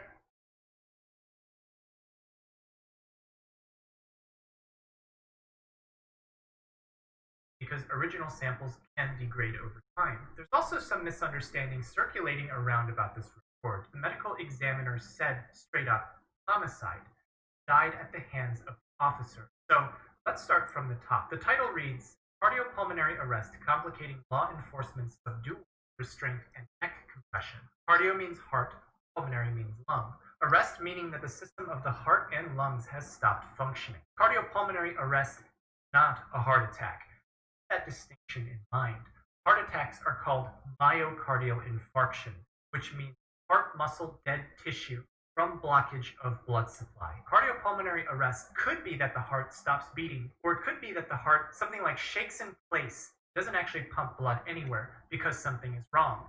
And in George Floyd's case, something was wrong. How did his cardiopulmonary arrest happen? Nothing traumatic on his back and neck, but trauma here means something of like a high impact, a blunt force, or something like a cut. But we have video evidence of what actually happened. Nothing hit him in a way that could cause a bruise there. He wasn't squeezed by hands as to cause contusion. The officers laid weight on him. They didn't slam it on him, so yeah, you're not going to see bruises. Once the pressure is off, you might not see any marks. Again, it wasn't just his neck. There was someone pressing down on his back too. And not just the back of his legs, the back of his chest. They didn't find a bruise from what happened. They now have someone on their hands who's not alive anymore. Both reports also say that George Floyd had atherosclerosis. This means that the blood vessels that provide blood to his heart were narrowed. A heart attack is when these blood vessels that supply oxygen to the heart get clogged and blocked. It means that oxygen can't get to the heart muscle. Muscles need a lot of energy so that they can contract. Oxygen helps fuel that energy, and it provides a way to clear out waste products when that energy is burned. Circulating blood clears all of that out. Without oxygen and without blood flow, muscle tissue can't function. It'll die, and that's called a heart attack. The report says that some of Floyd's heart arteries were narrowed by 75 up to 90%. The category for this is severe, but he didn't die from a heart attack. He died from cardiopulmonary arrest. Again, different things. George Floyd tested positive for coronavirus, once on April 3rd, 2020, and again post-mortem. But it looks like he was asymptomatic. COVID can cause someone to stop breathing, but he didn't have signs of being sick from COVID. You can have the virus and not be sick, so it doesn't look like that's what caused the cardiopulmonary arrest. So now we get to the toxicology part. The report says that they got the samples about 30 minutes before the time of death. And what do those results say? Well, there's 9 compounds that are listed, and this doesn't mean that George Floyd took 9 different drugs.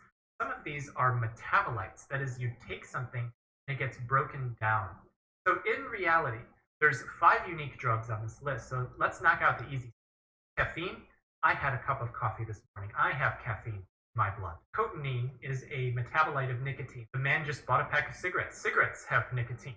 THC from pot along with breakdown products. The levels of these are not anything super alarming. So then fentanyl. What is fentanyl? It's a synthetic opioid. You've heard about the American opioid epidemic? Fentanyl is a big contributor. Opioid interacts with the same structures in the body as morphine, which is from opium. Fentanyl is 100 times more potent than morphine, meaning you only need 1/100th of the same dose to get the same effect. I know the autopsy said 200 times, but the reality is measuring opioid equivalents is hard, and depending on what endpoint you're going to base it off of, the number is going to be different. And what effect do you get from it? Well, they're pain relievers, but at higher doses they cause the rush and euphoria. Just to give you a sense of proportion, heroin is times more potent than morphine because these groups let it cross the brain easily. So fentanyl can be 50 times more potent than heroin.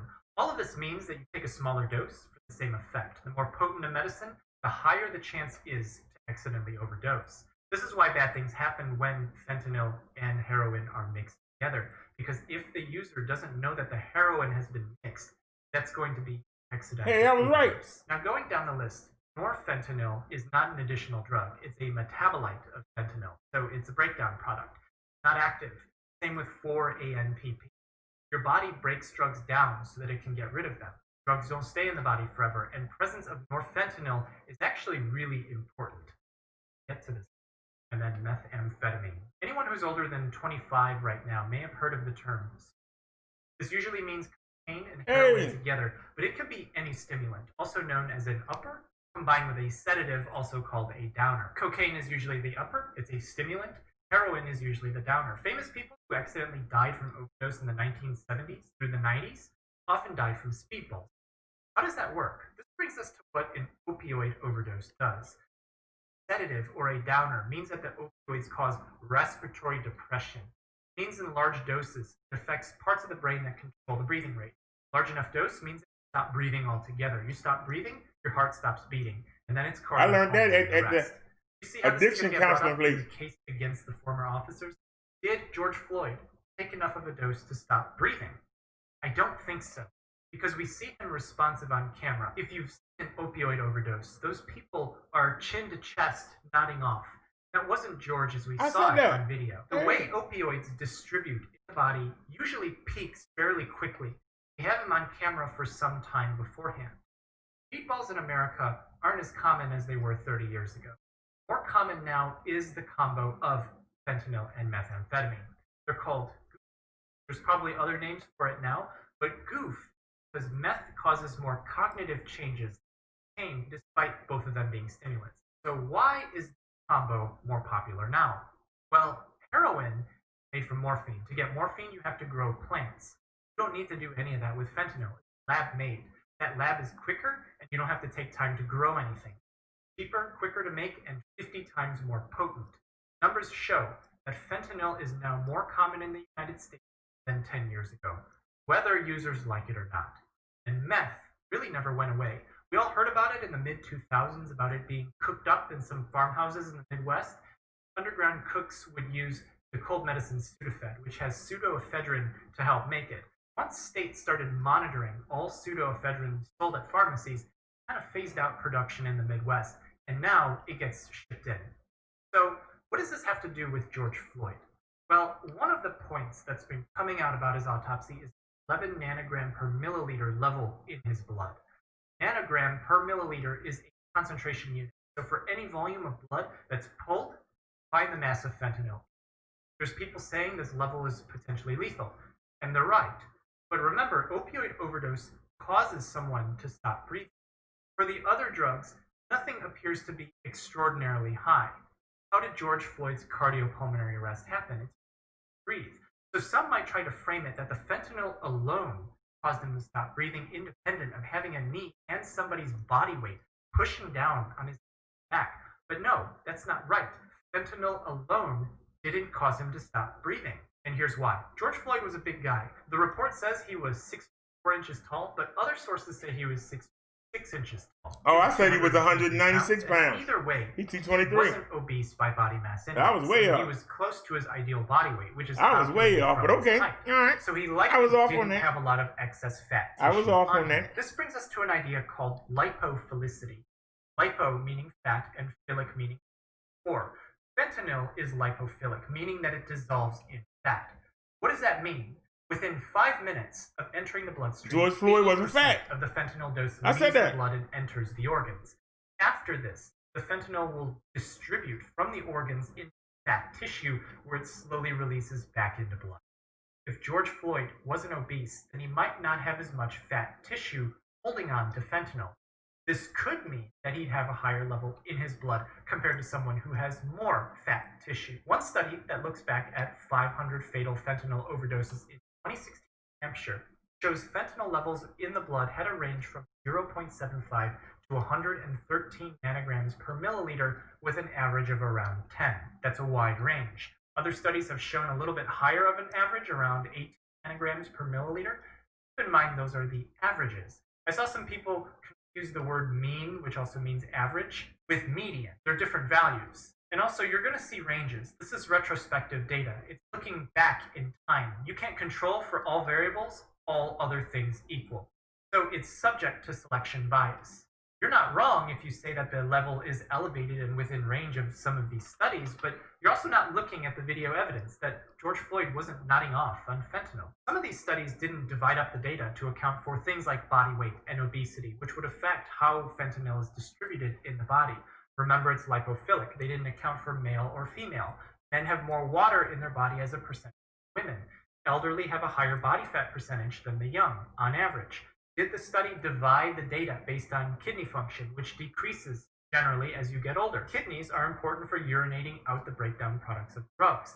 Liver function can also get worse if you have prior disease. Patients who have opioid use disorder are at risk of hepatitis because things like needle sharing might happen.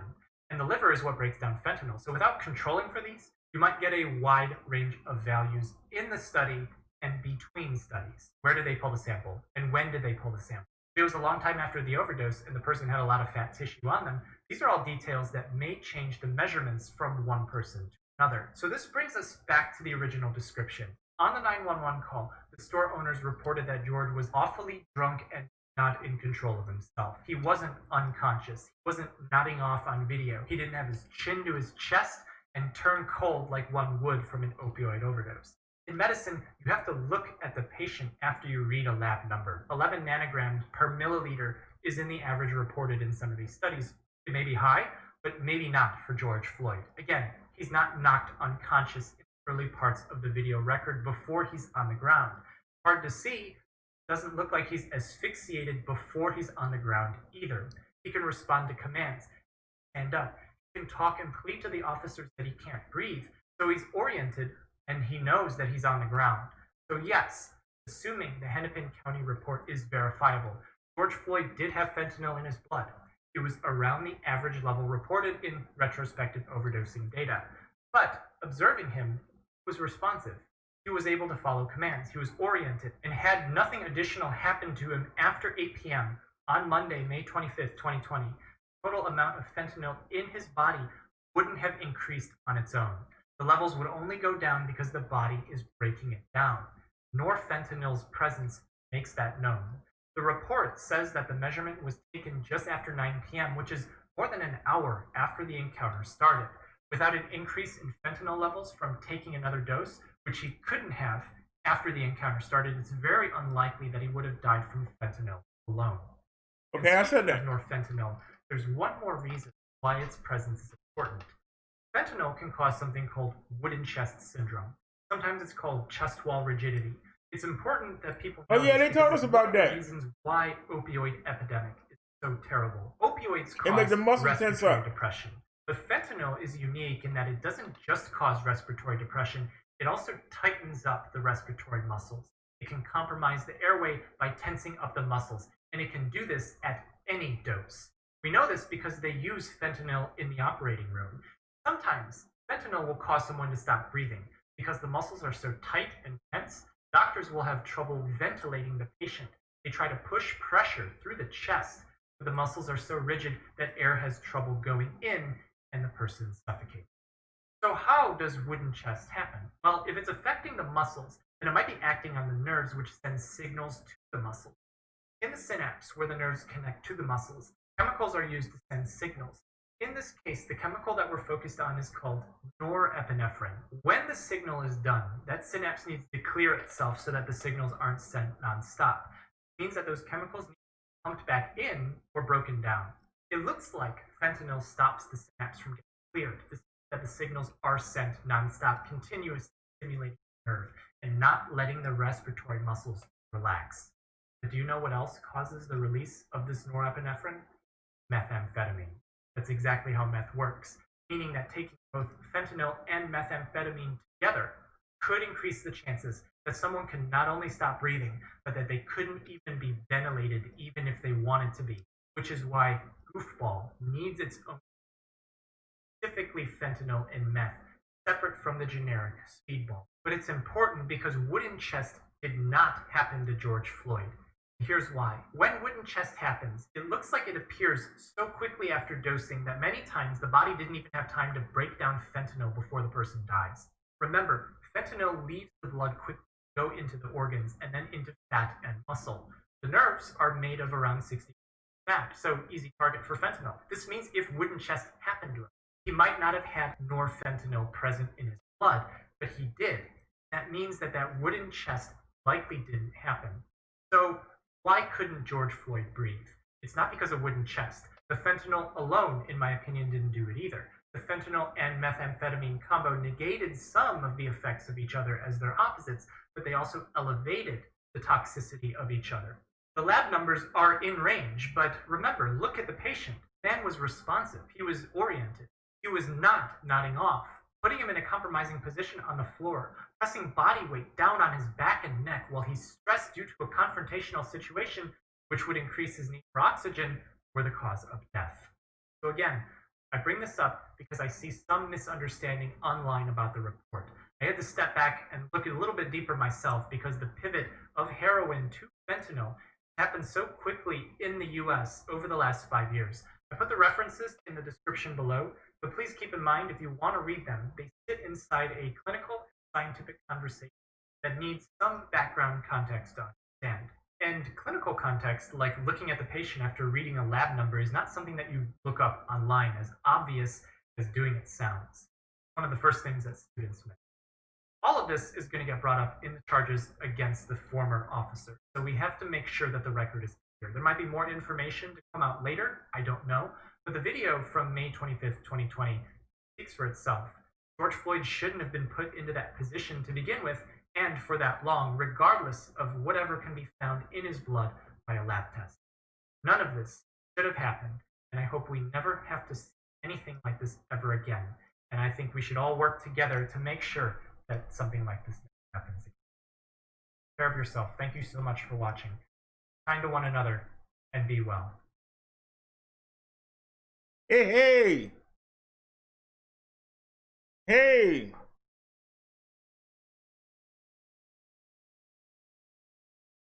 I learned a lot about this stuff when I was sitting there and ain't had nothing to do, and I pick up, the magazines and the manuals, and because there were times when people would overdose, and so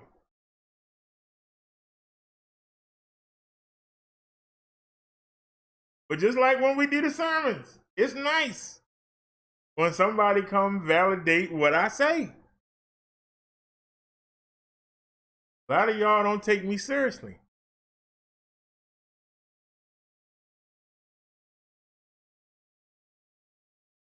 Some people would say I had a boring life, but God darn it, I sure was around a lot of stuff. So, that young man validated a lot of what I said.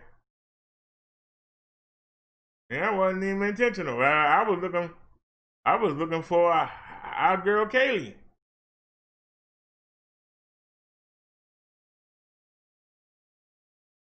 And I still ain't found her yet.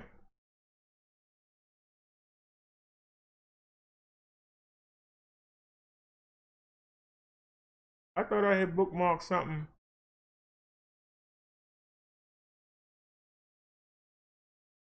Is this it right here? I thought I had bookmarked something. What's this?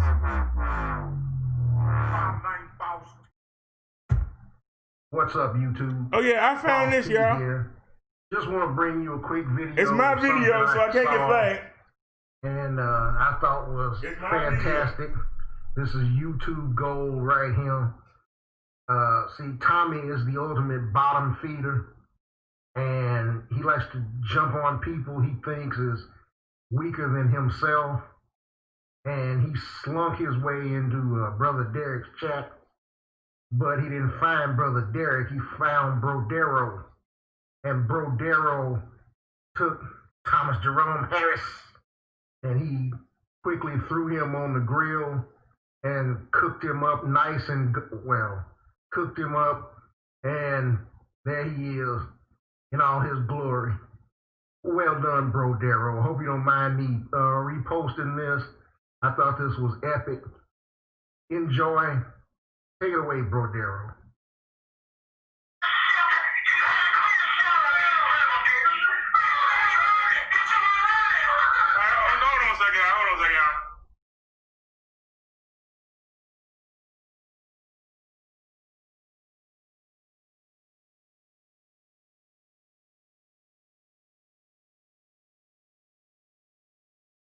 Hold on a second, y'all. Don't block Tommy Sister Mayor. There's 6 people watching me. What's your point, sir? When you come back and look, it's going to say 100. What's your point? What is your point, Tommy? Because since you're here, I'll say what I said earlier on the first show. You keep talking about how big your name is, sir. I'll show you how big your name is. That's your photo, and you and Lady La name is in the goddamn title. Let's say 184 views. We did World Star right behind it, and we got 108. So having you and Lady La name in the title did what? You so big. How come that don't say 900? Why don't say 9,000? If your name is so big, why the numbers didn't jump up? Hello? Hello? If your name was so big, why your numbers didn't jump up, sir? I'm asking you. You still here? Where you at? Where you at, Tammy? You don't want to go over here and get this work.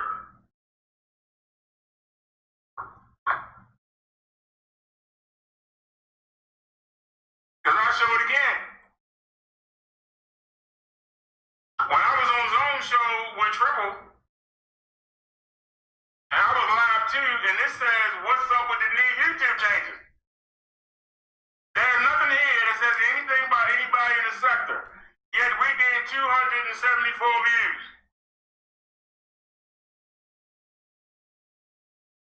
Hello? Hello? So, me going on Zone Show, I really heard him. Live did better than me talking about you and Lady Locke.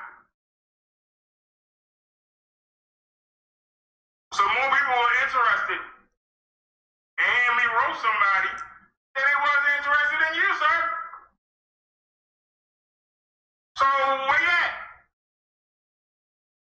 You ain't talking about your big YouTuber, where is it? You say people don't want to watch a retard, they watch you every night. They watch you every night. Talk the same old dumb shit. They watch you bump dance every night. They come over here and get the goddamn truth.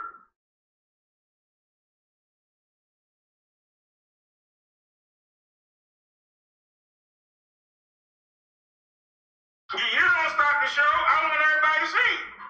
You keep talking about how big you are, how big your name is. Name ain't do me pretty good. You don't look like I can take them 50 views. Because before I put your name in the title, we got 130. And put your name and picture up there, and it went to 180. Wow. Wow. Wow. I mean, you gave me a boost. Wow. Didn't help me out at all. But I tell you this.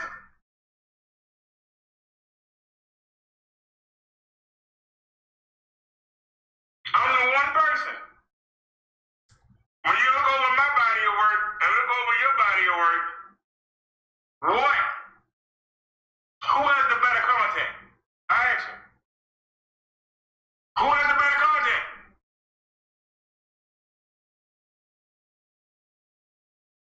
Who has solutions up? Who? 20 and 30 years from now, who's going to look back on these YouTube shows and say, you know, I want to start a movement? The last place they're going to look is a goddamn Tommy Sotomayor.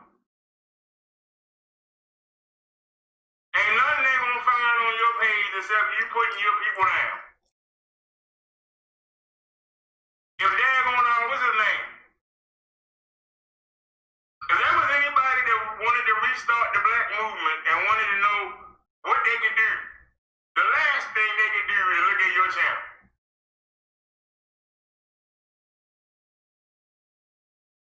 That's the last thing they could do. That shit that we just played a minute ago was what people want to see. I don't want to see it.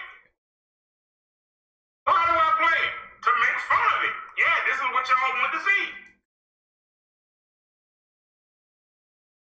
This is why I replay it. Look at what the retards are looking at. The same retards that you bragging about watch you, sir.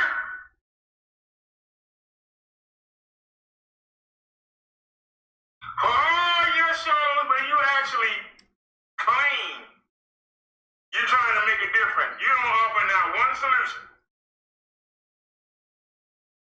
This came out of your mouth when somebody actually asked you that. Oh, well, I'm pointing it out, and that should be enough. I shouldn't have to tell you what you should do. If they're looking to you for an answer, why wouldn't you give them one? You should already know. Why I got to tell you? That was your answer, sir? Where you go? You don't want to hear a real debate. Because I will tear you up, sir. I've got 5 videos up where I ask, why don't the celebrities come back to the neighborhoods they crawled themselves out of and bring back the people who they know got potential? Oh, but when you covered that subject, what did you say, sir? They had the same books that I had. They went to the same sorry school that I did. They just didn't make it. That's no excuse, and I'm not going to come back and help them. That's what you said out your mouth, sir. That is what you said. But then you wonder.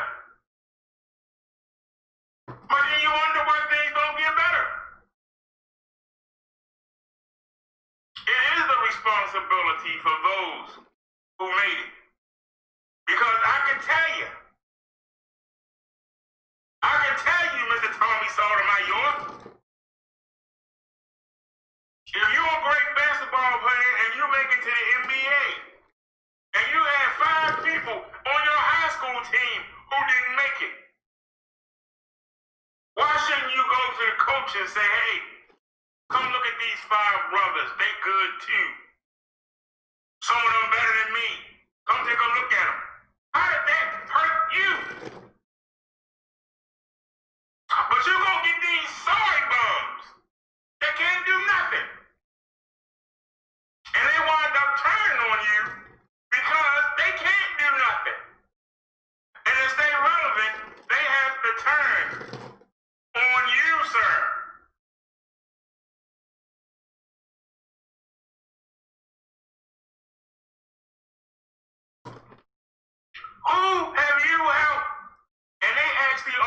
as you. Name one person that you pick on your team that's as big as you. You are the Michael Jordan of YouTube. Michael Jordan couldn't do nothing for the Wizards. He can't do nothing for the Bulls. He can't do nothing for the Charlotte Hornets. Greatest player in the world, guess what? Can't teach nobody shit. So if you want to come and get this work, then come on. I only call you that because you came in here being smart. Can't tell you most of the time, I call you by your name, sir. You can't call me Kimmy. And don't get mad at me because you made a mistake. Don't get mad at me because you're the one that said how every black man should want this little 16-year-old girl. You're the one that said, look how cute she is. You're the one that said, look at them big titties and I'm gonna watch her. You said that, sir. Don't get mad at me. That came out your mouth. You're the one that was talking about, I couldn't be the principal at high school because I would fuck all the girls. Look how they look. You said that. That came out your mouth, sir. And we let it go. He just, I didn't never rolled you on that. But now when I see now that you're sitting there looking at little girls, and then you online say they look 25.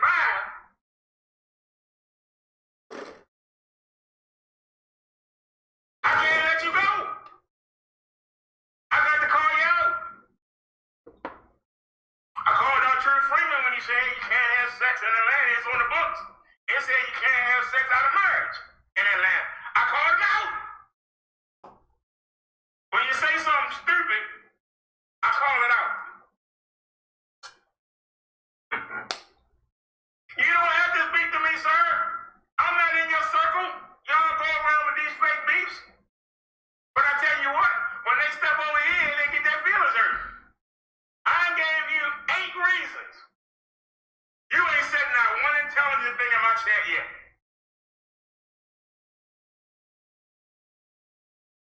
You the one.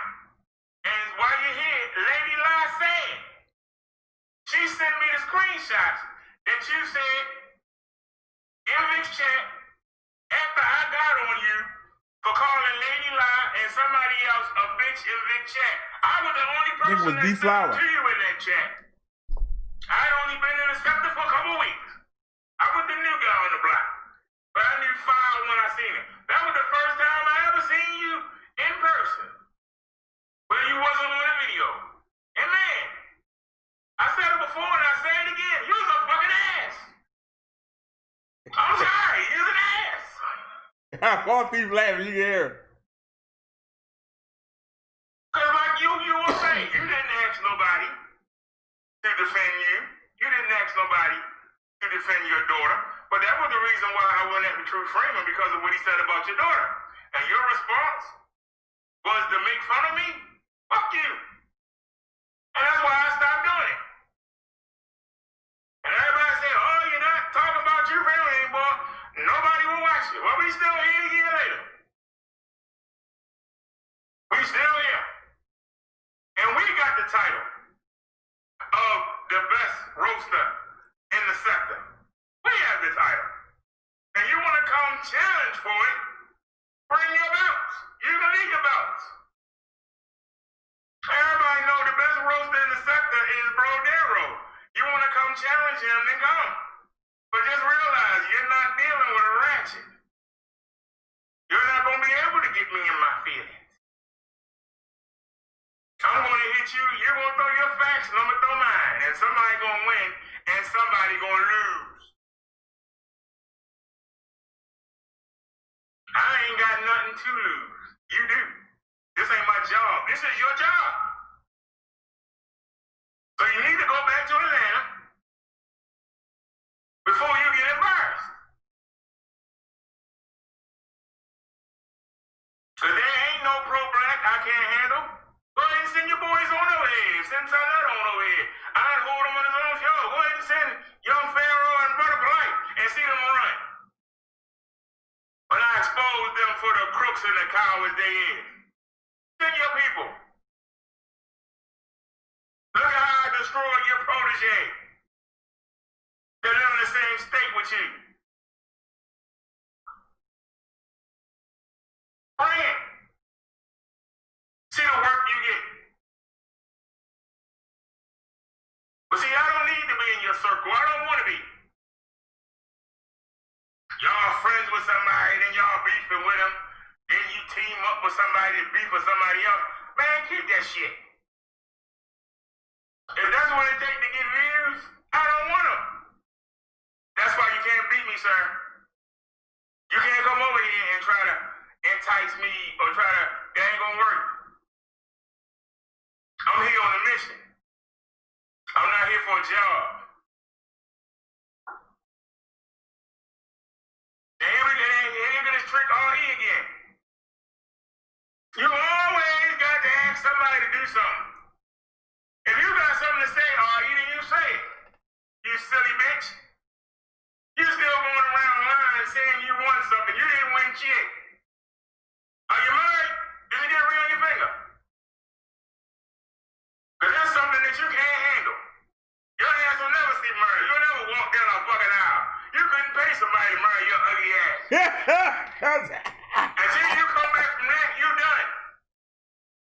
That picture killed your ass. Ain't nobody got to roast you. Can't nobody fix you up. Can't no makeup, no filter, none of that shit. Your ass is butt ugly. Ain't no man gonna marry that shit.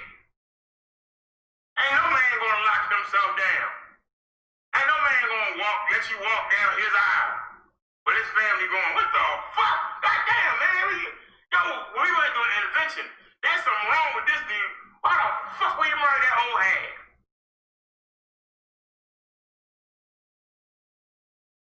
Now, Solo, I respect what you're saying. But you didn't hear me mention the RE, did you? I didn't say nothing to RE. She claims she doesn't like me, but she can't stay off my chat. Why?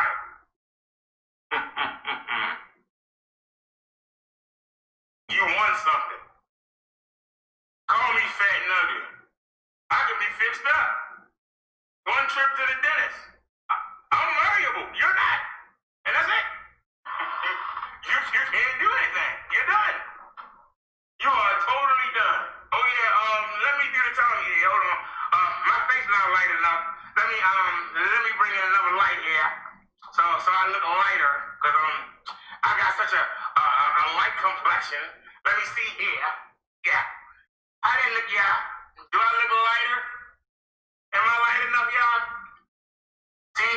You can't call me crispy now, because I'm light. Look at me. I'm light. Look at me, y'all. Look at me. I'm sorry. Y'all don't win this work.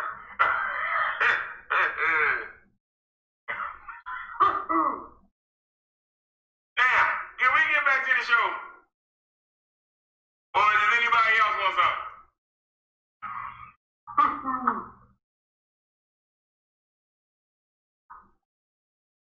Anybody else that want to come handle?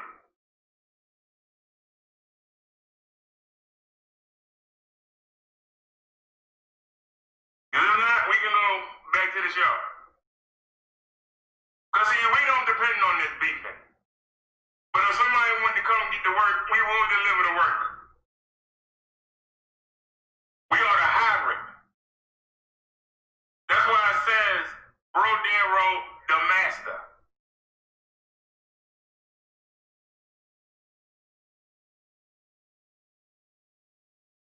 Everybody else is showing up. They wondering, who is the master? I'm telling you who is the master. And come get me. But I ain't gonna advertise. You see my work. Come get the master.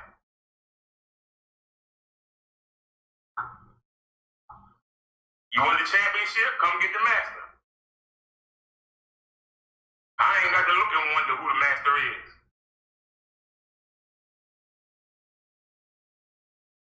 Leroy didn't know, but the whole movie. We all got a master in inside of us. We all don't activate it. So if somebody want to come get to work, they can come get it. Somebody want to have a conversation on religion, we can do it. Somebody want to have a conversation on people building and improving their neighborhoods, they can come do it. Anybody want to have a position, it's almost election time, they can come over here, we can do it. We are the hybrid. Anybody want to talk about child raising? Everything you can think of, I've done it on my channels. I am the hybrid. I am the most versatile YouTuber that we have.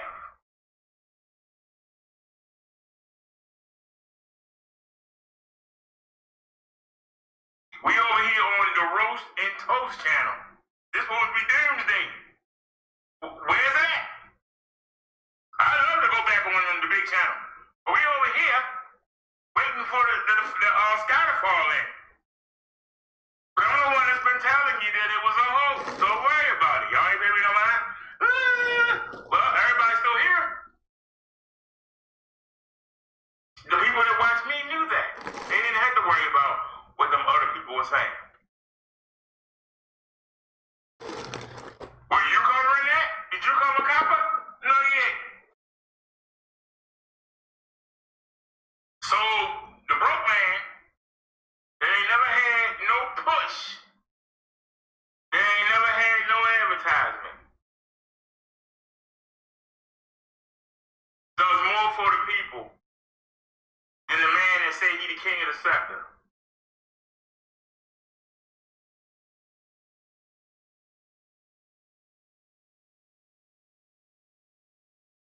And you expect somebody to jump because you came here? Man, fuck you. Now, let's get back to what we were doing, y'all. I'll give them one last chance. Anybody got something to say before we move on? Anybody got something to say? Before we move on. Yeah, we were just playing a Zoom show. And I recently discovered Zoom been around for a while. It used to be up on the time. Tony been hitting that maybe I should take a look at Zone. You know how you hear stuff, but when you really look, so I thought I would take a look. I've been keeping an eye on him. But he had True Freeman and Jim on his show.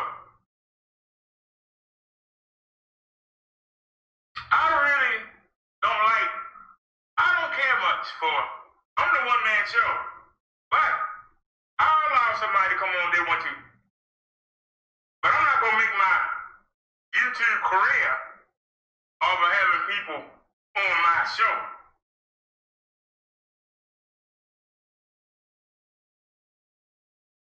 I want you to come here because you like coming here. I don't want you to come here because, you know, I gotta have this person and gotta have that person on. And if all I'm doing is sitting back and letting other people talk, why am I here? If all I'm doing is sitting back and letting other people talk,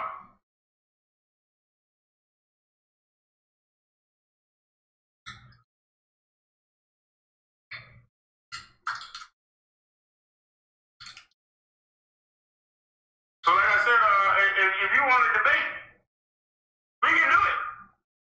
But Tommy Sotomayor, because you already in your feelings. You already set out your own mouth. Yeah, but you're not going to call me Tammy. If we do talk, you already in your feelings. How the hell you going to beat me, sir?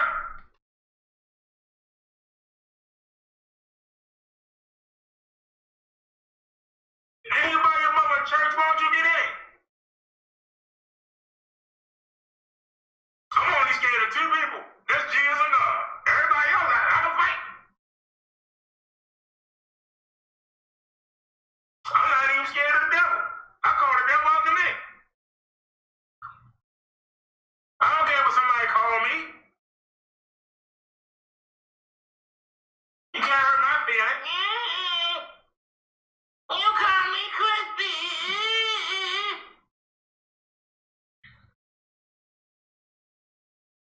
And you can dox me all you want, you ain't gonna find nothing.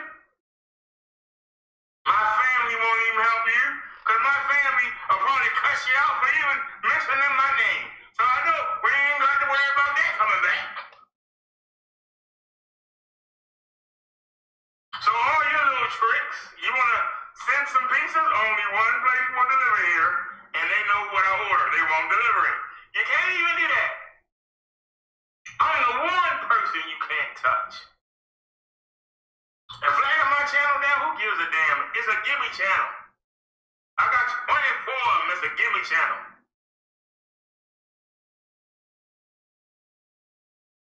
I sat there and appealed my last strike, and y'all heard me talk to YouTube like they were thugs.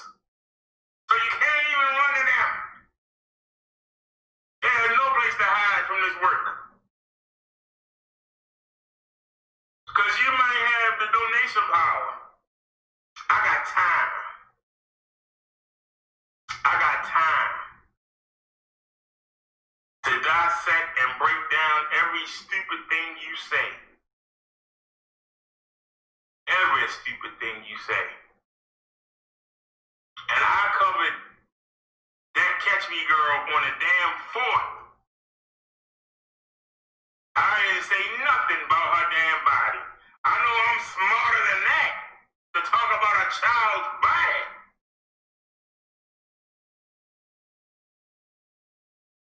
You can't get mad because I called you out on it. That was some stupid shit you did. It ain't the first time you did it.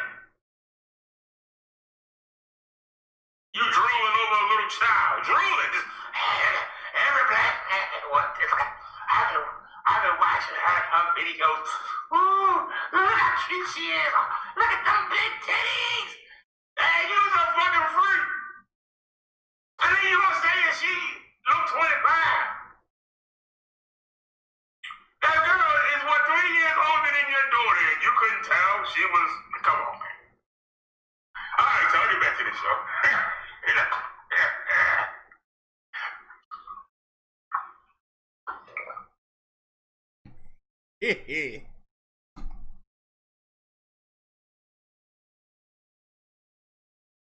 Alrighty, y'all. I came across that today. Old throwback. That was all false teeth. But that was my video, so.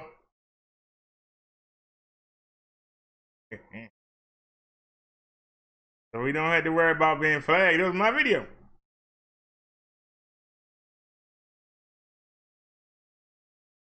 I still ain't found the video that I'm looking for. Where the heck did I put it at?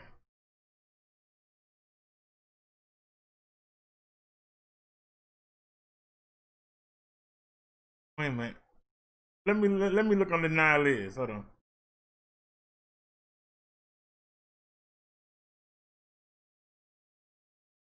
Is this it?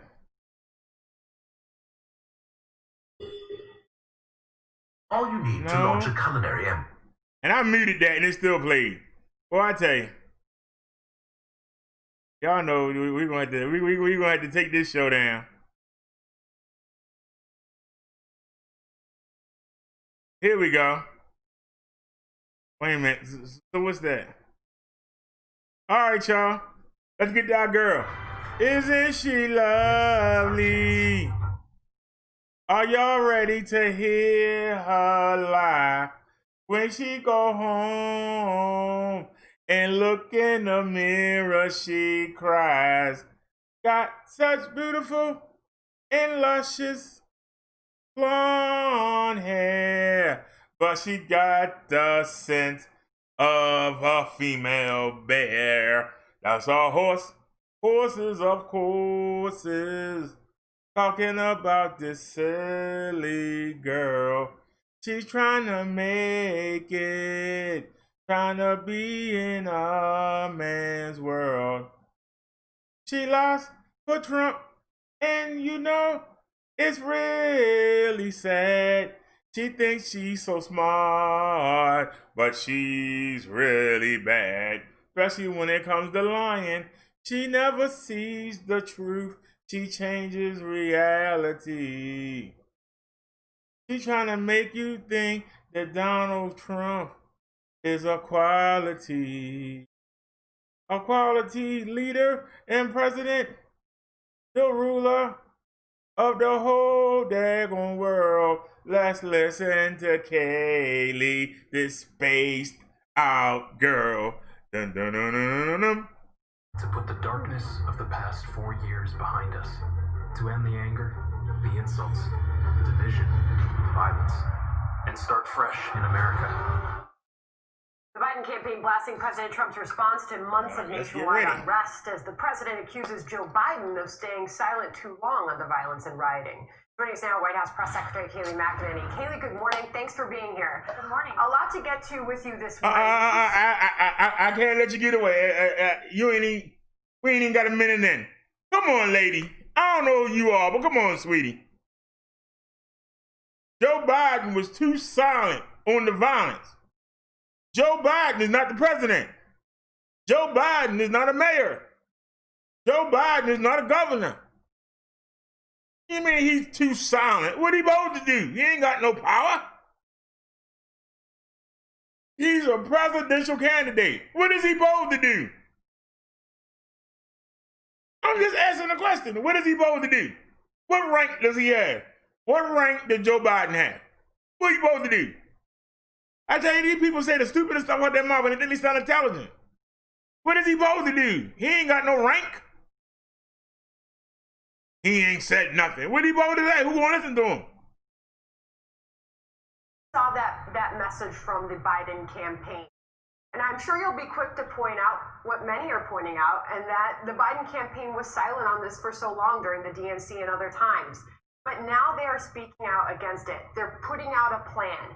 How is the president countering that message of the dark days that they are pointing to under President Trump? Countering with action, not cheap words. We know that it is the responsibility of governors and mayors to control their streets, but look at what happened when mayors and governors came to the presidents for assistance. In Minneapolis, within 24 hours, there was peace on the streets. In Kenosha, within 24 hours of National Guard coming in, there was peace. This president offers action to secure our communities and keep our families safe versus the cheap words of Democrats who have been... Okay. Y'all heard what she said. Did the president come in while they were burning stuff? No, he didn't. Did the president come in during the hot parts of the riot? No, he didn't. I want y'all to understand. Did he come in during the hot parts of the riot? No, he didn't. We sat there and watched for 3 days while Minnesota burned. President ain't do nothing. We sat there and we watched for 2 days while Wisconsin burned. President didn't do nothing. We watched California when they terrorized, when they were doing the stuff in the different parts of California. We were there watching. President didn't do nothing. Why is it that after the guard come in, then all of a sudden the president want to take credit? The guard stopped them from doing it, not the president. And the governor has the authority to unleash the guard. So what is he talking about? I'm just asking. They say stuff, but then when you think about what they say, it don't make sense. But listen. Silent for far too long, as police officers like David Dorn have died and sweet little children like Legend Talaferro and others. So she got one name. One police officer died and she named one child. One police officer died, she named one child. One police officer died, she named one child. If there was only one black person that died, the black folk wouldn't be out there.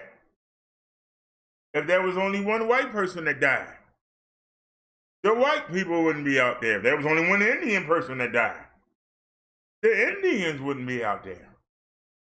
But you name one cop and you name one child that was killed innocent. But yet, almost every state had a riot. We got 51 states. and 40-something of them have had a riot. That means there are problems in 40-something states. But you don't mention that. But you can mention one cop that died. You can mention one little innocent girl that died. But yet, there was a riot in 40-something of the 50 states. There was a riot in 50-something, 40-something of the 50 states. You don't mention none of them. Did Trump go to those states and make repairs? Did he go fix the police departments? Did he go see what the crime was like? No, y'all don't do nothing. You just talk. So you said that the Democrats talk, but you talk. Because what have you done? Trump's bragging about he got a team that's going around serving search warrants. If they are search warrants, they should be served. Why are they not being served? Why haven't they been served? Why does he have to get a team to go serve the search warrants when every state, every local municipality has their own team to search for warrants? Why aren't they doing it? Why aren't you asking them why they doing it? See, when you say something, please think about it before you say it, because it makes the president look inept. He looks inept because he's not ruling over these governors, these mayors, these city councils. He's not controlling them, and he is the head honcho in charge. But he don't put his weight on those politicians, but he'll put his weight on the black people. He'll put his weight on the Mexicans, but he won't put his weight on the corrupt white people. Now answer that, Miss Callie. Let's go. Look at how the president is polling on this issue in some of the key battleground states, Kaylee. I'll put it up on the screen. Joe Biden is ahead of the president in Arizona on this issue, about even in North Carolina, although leading by about a point. But he's also ahead, Joe Biden, in Wisconsin on policing and criminal justice. So what is the president actively doing to show voters or sway voters to his way of thinking on this issue? So we don't believe that polling is accurate. And look, when we went to Kenosha, this is a... We don't believe the polling is accurate. Well, where's your poll at, sweetie? Where's your poll? Put your poll up there to counter it. But you ain't got one. Because that means you had to do some work. And Republicans don't do work. Ain't no money in it for you, right? You don't make no money doing the polls, so they don't care to do them, right? Right? Right? And you know what you're going to say. I ain't even got to play this. Same old, same old. Well, in 2016, in the last election, the polls had Trump ahead, but he still won. So the people are too embarrassed to say that they're going to vote for Trump, but they're going to do it. I bet you that's what she say. That's how predictable this heifer is. Let's get it. Come on, honey. Democrat area, Democrat stronghold for decades, had not been won since Richard Nixon, the county we were in. When we went there, down the streets were people lying with Trump signs for miles. People recognized, they might not want to talk to a pollster, but they recognized his action. We've offered National Guard, we've offered help to Portland, we've set up Operation Legend, and have had many arrests, hundreds, if not 1,000 arrests up at this point. So we're taking action because protecting our families is paramount. It's inexcusable when you have more than 50 homicides and casualties in Chicago in a short period of time. Okay, and what have you done about it? Well, hold on a sec. I told you you were going to say it. She said, we're not going to pay that poll no mind. We don't believe it. She said the people not going to tell a pollster what they really think. The pollster don't ask them their name. They don't know where they live. Why would they be afraid to tell them who they're going to vote for? Or who they favor? Somebody not going to knock on their door and say, hey, you're not with Trump. We're going to lock you up. You're not with Biden. You gotta come with us. That doesn't happen. But if the polls said the opposite, she would be proud, sitting there smiling. That's why I say Republicans are full of crap. She gonna talk about people was holding flags and saying Trump. Some people wanted to be on TV because the president came. But the president didn't come and visit the bad areas. He didn't come visit where the people are hurting at. He went to the good area. I want y'all to keep that in mind. While he was there, did he go look at the police departments? Did he have somebody bring him the civilian complaints and look at them? Did he find out who the chief was and who's under him and who's in charge? Did he go look at the records of the cops that have the worst criminal complaints against them and actually pull them in and interview them? No, he didn't do nothing. So, what are you talking about, dear? Because you said 50 people shouldn't be getting killed in Chicago, but it's happening under Trump watch. We got all these riots across the country. It didn't happen. When Clinton was in office, it didn't happen. When Obama was in office, but it's happening while Donald Trump is in office. The whole country seems like they're ready to go fight each other. This is happening with Trump in office. I'm just being serious. Has Donald Trump gone into the hills of Georgia and Louisiana and Texas, back in the back hills? Has he gone back in there? Back in North and South Carolina to where they got them compounds at? Where they storing all those ammunitions and guns and stuff? Has he gone back there? Has he sent anybody back there to see what them people doing? Nope. Send anybody into the inner cities to see what the gangs are doing? Nope. Ain't done nothing. All the money that the government sends to these states and cities, but that's the reason why Republicans don't want to give the states and cities no money, but they say they mismanage it. Have they gone and checked? He didn't want to send no money to help out Puerto Rico, even though they're supposed to be part of the United States. And then when Congress made him do it, he moaned and groaned, tried to take credit for it, but moaned and groaned the whole way. Now he's saying they mismanaged the money. Well, you didn't want to give it to him. Congress made you give it to him. That should make you want to go over there and make sure they're running the money right. You're too sorry to do that. Too sorry to do that. But you want to sit here and go, yeah, well, we're not going to do any more because they're not managing the money. That's our money that you gave them. Go over there and make sure they're doing right with it, sir. No, we're just not going to send any more. That's the problem with the Republicans. The same way when they knew about the Jim Crow laws. The same way they knew the KKK was terrorizing black folk. They didn't do nothing. They just let it happen. Just like right now, it didn't happen. Well, we letting Portland go to hell. We're just going to let it happen. Well, the disease affects the elderly and the minorities.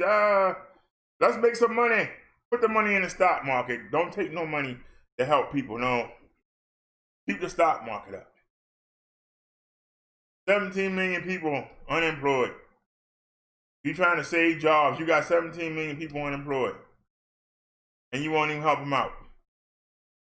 But you want them to vote for you. You won't do nothing. All you want to do is play golf. You sitting there talking about what you're doing with all these prime ministers and dictators around the world. They laughing at you. They laughing at you and they hoping you get voted out. They putting up with you. You did peace deals in the Middle East. It's in the Bible. There can't be long-standing peace in the Middle East. So what have you done? Nothing. Think you done something? I'm just saying. Let me check the chat. Does anybody have any comments? Nope, as usual. See what's happening in Rochester with the police chief there now joining a long list of police chiefs that have stepped away from their police forces in months, along with the entire command center there, Kaylee. And Newsweek takes on the president's law and order message and suggests why it may not work.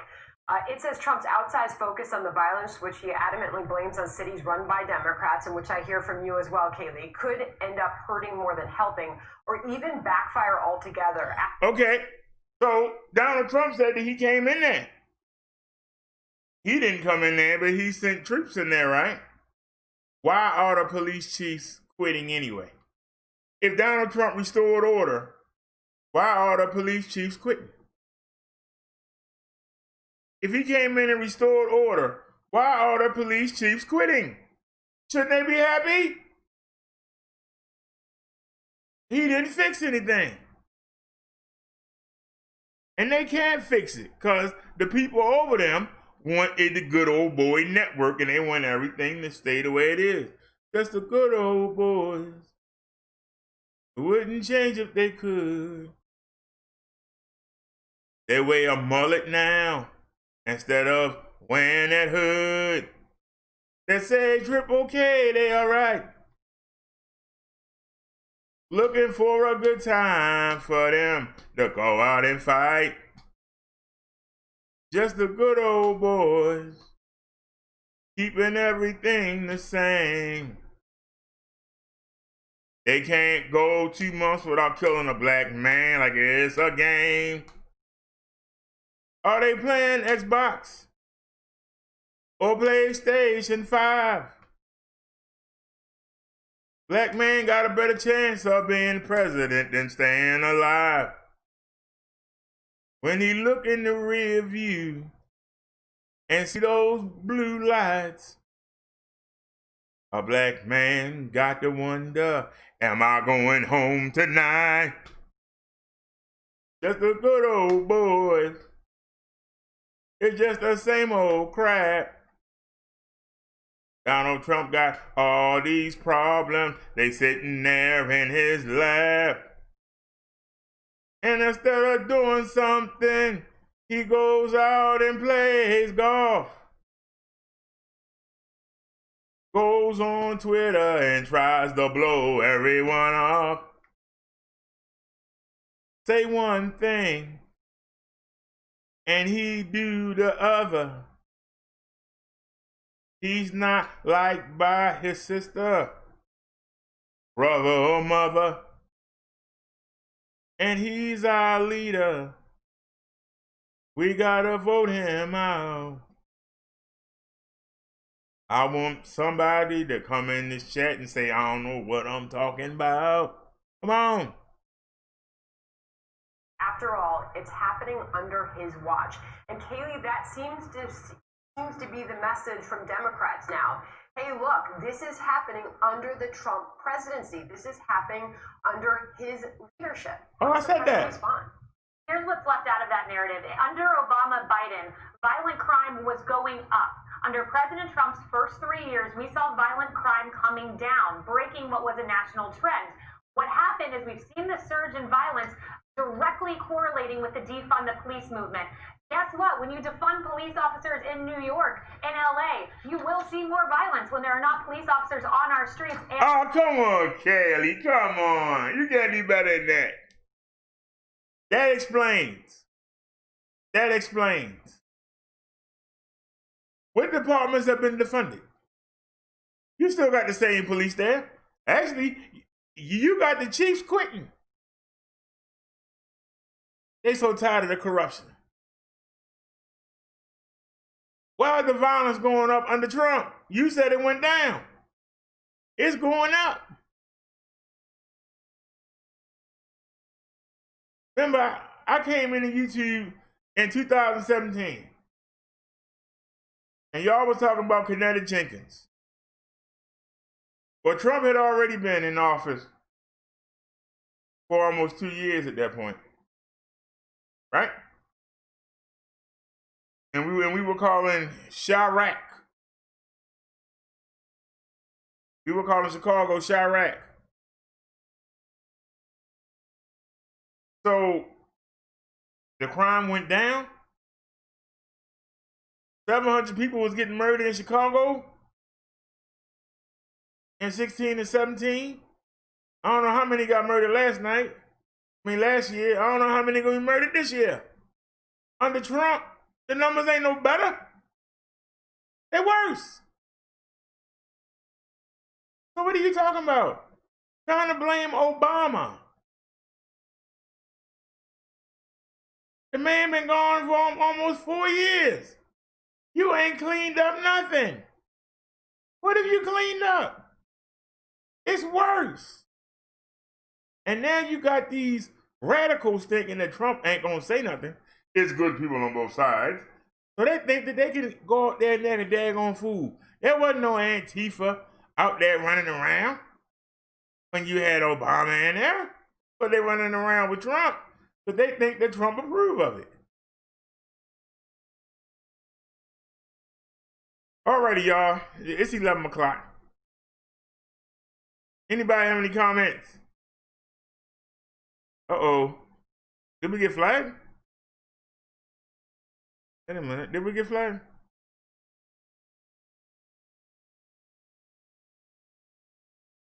She said we making our way. The only way we know how. Uh-oh. We ain't got no internet. How we ain't got no internet? I'm looking right at it.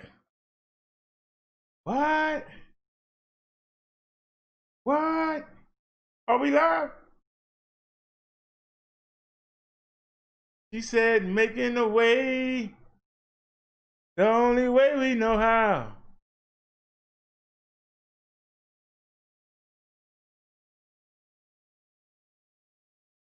Are we still live?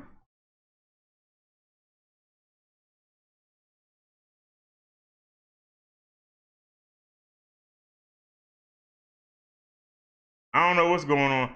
Let's look at the TV numbers and then we gotta get out of here. It's 11 o'clock. I wanna get up and be outside early for the deliveries tomorrow. We got 2 deliveries. Not just one. So let's look at our stats and then we'll get out of here. Making their way. The only way they know how. TV cases in the United States, we got 6,749,289 known cases. Total deaths, we had 199,000 on the dot. 199,000 on the dot. What's the day? Monday? By Wednesday, we're going to have 200,000 deaths. Do y'all believe that? We had 199,000 on the dot, baby. Out of cases that had an outcome, 4,226 cases. I'm sorry, 4,226,826 cases. 4,027,826 have recovered, 95%. The death rate, we lost 199,000 on the dot, 5%. So we still at 5%. 5% of people are dying. All right. Let's get it. California today, 3,764. They lost 77 people today. Texas, yeehaw! They lost 4,460. I'm sorry. They picked up 4,465 people. 65 people died in the state of Texas yesterday. Florida, 1,736 new cases. They lost 33 people today. New York, 773 new cases. They lost 12 people today. Georgia, look at Georgia. A couple of weeks ago, Georgia was at 220,000. Look at them now. They about to hit 300,000 for the end of the week. They coming for you, New York. They coming for you. They had 1,023 new cases. They lost 20 people. Illinois, they picked up 1,373. They lost 5 people. Arizona picked up 213, no deaths. New Jersey, the old number 2. The old number 2. They now number 8. And dropped down. 378 new cases. They lost 5 people today. North Carolina. They coming for you, New Jersey. They got 185,000. They coming for you. They coming for you. They only 15,000 off. They picked up 845 and lost 8. Tennessee. They picked up 2,450 and lost 19. Louisiana picked up 492. They lost 17. Pennsylvania, they picked up 1,410 and lost 23. Alabama picked up 704 and they lost 4. Ohio, 1,049, they lost 3. Virginia, 757, they lost 19. South Carolina, 816, they lost 13. Massachusetts, 254, they lost 9. Michigan, what up though? They picked up 1,229, they lost 10. Maryland, oh Maryland, my itty bitty thing in Maryland. We picked up 536 new cases. We lost 1 person a day, and thank God it wasn't me. Indiana, ooh-wee. They picked up 736 cases and lost 1. Missouri, they picked up 1,690 and lost 11. Then you got M-I, crooked letter, I, crooked letter, I, humpback, I. They picked up 144 and lost 9. Wisconsin, we're gonna do it. I don't know the words of Laverne Shirley. 771, no losses. Minnesota, 638, they lost 3. Washington State, 702, they lost 15. They lost 15. Iowa, they picked up 417, lost 5. Nevada picked up 277, lost 4. Arkansas, 408, lost 11. Oklahoma, 869, no losses. Colorado, 375, lost 2. Utah, 563, lost 3. Kentucky, 337, they lost 5. Connecticut, 569, they lost 5. Kansas, 1,230, they lost 9. Nebraska, 307, they lost 1. Idaho, 253, they lost 4. Oregon, 147, lost 2. New Mexico, 81, no losses. Rhode Island, 225, 4 losses. Delaware, 88, 2 losses. South Dakota, 163, no losses. North Dakota, 254, 2 losses. District of Columbia, 30, no losses. West Virginia, 129, 9 losses. Hawaii, 79, no losses. Montana, 86, 3 losses. New Hampshire, 18, no deaths. Alaska, 75, no deaths. Maine, 40, no deaths. Wyoming, 46, 4 deaths. Vermont, 12, no deaths. Guam, 64, 3 deaths. Marina Islands, 1 case, no death. Puerto Rico, Roradas, Rico. They picked up 370, they lost 3. Virgin Islands picked up 1, no losses. U.S. military, 1,214, no losses. Veteran Affairs, 315, 10 losses. Federal prisons, 64, and they lost 1. Navajo Nation, 25, they lost 6. So, 6,749,289 cases have happened in the United States that we know of. 38,072 new cases today. Total deaths, 199. 480 people died today.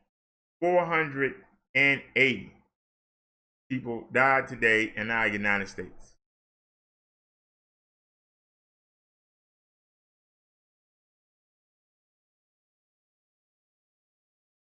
Alrighty, y'all, it's 11:30. Let me go get out of here. I gotta get up early.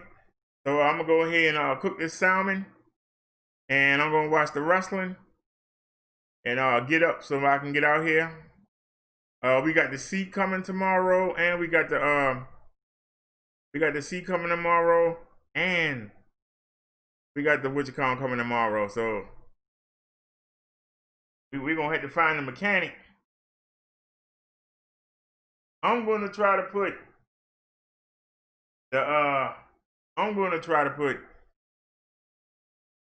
might as well let him do both the wagon and it's just a piece. All he gotta do is just put the piece on the wagon. And yeah, all he gotta do is put the piece on the wagon.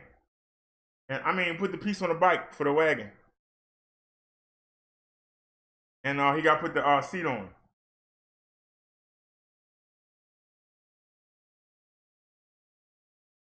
Now I could take it up to the bike shop. I don't know what they would charge me. But I could take it up to the bike shop and have them put the seat and piece on. Well, let's see if he can do it. If he can do it right, then it's for free. And if he can't, if he botch it up, then we have to go up there. But the one thing about this bike is it don't use those round pieces, and that's what my fat behind kept bending. It just uses the bars. It clamps the bars. So if he can get that on there, we good to go. And I seen the pictures and the bars are there. All he gotta do is just put it on the bars. Exact same thing, except it got a backrest on it. So hopefully we'll be riding to the market tomorrow, and we will have the wagon and our new. Hopefully we'll have both. Then, like I said, I'm probably going to chain the wagon up. Matter of fact, we're going to have to get another lock. I'm going to see if I could do them both. It depends.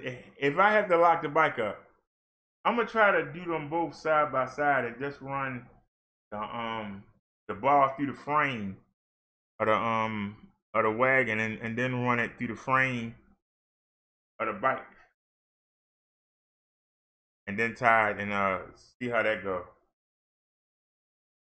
All right, y'all. Let me get out of here. Y'all have a great night. And I'll see y'all later on today. As Naya would say, see you soon. And you know what I say? I'm going to see y'all later on today. So y'all have a great night. Thanks for watching, everybody. Peace. Don't forget, I will be outside tomorrow. I hope y'all come with me. Have a great night, y'all. We are Audi 5 Thou.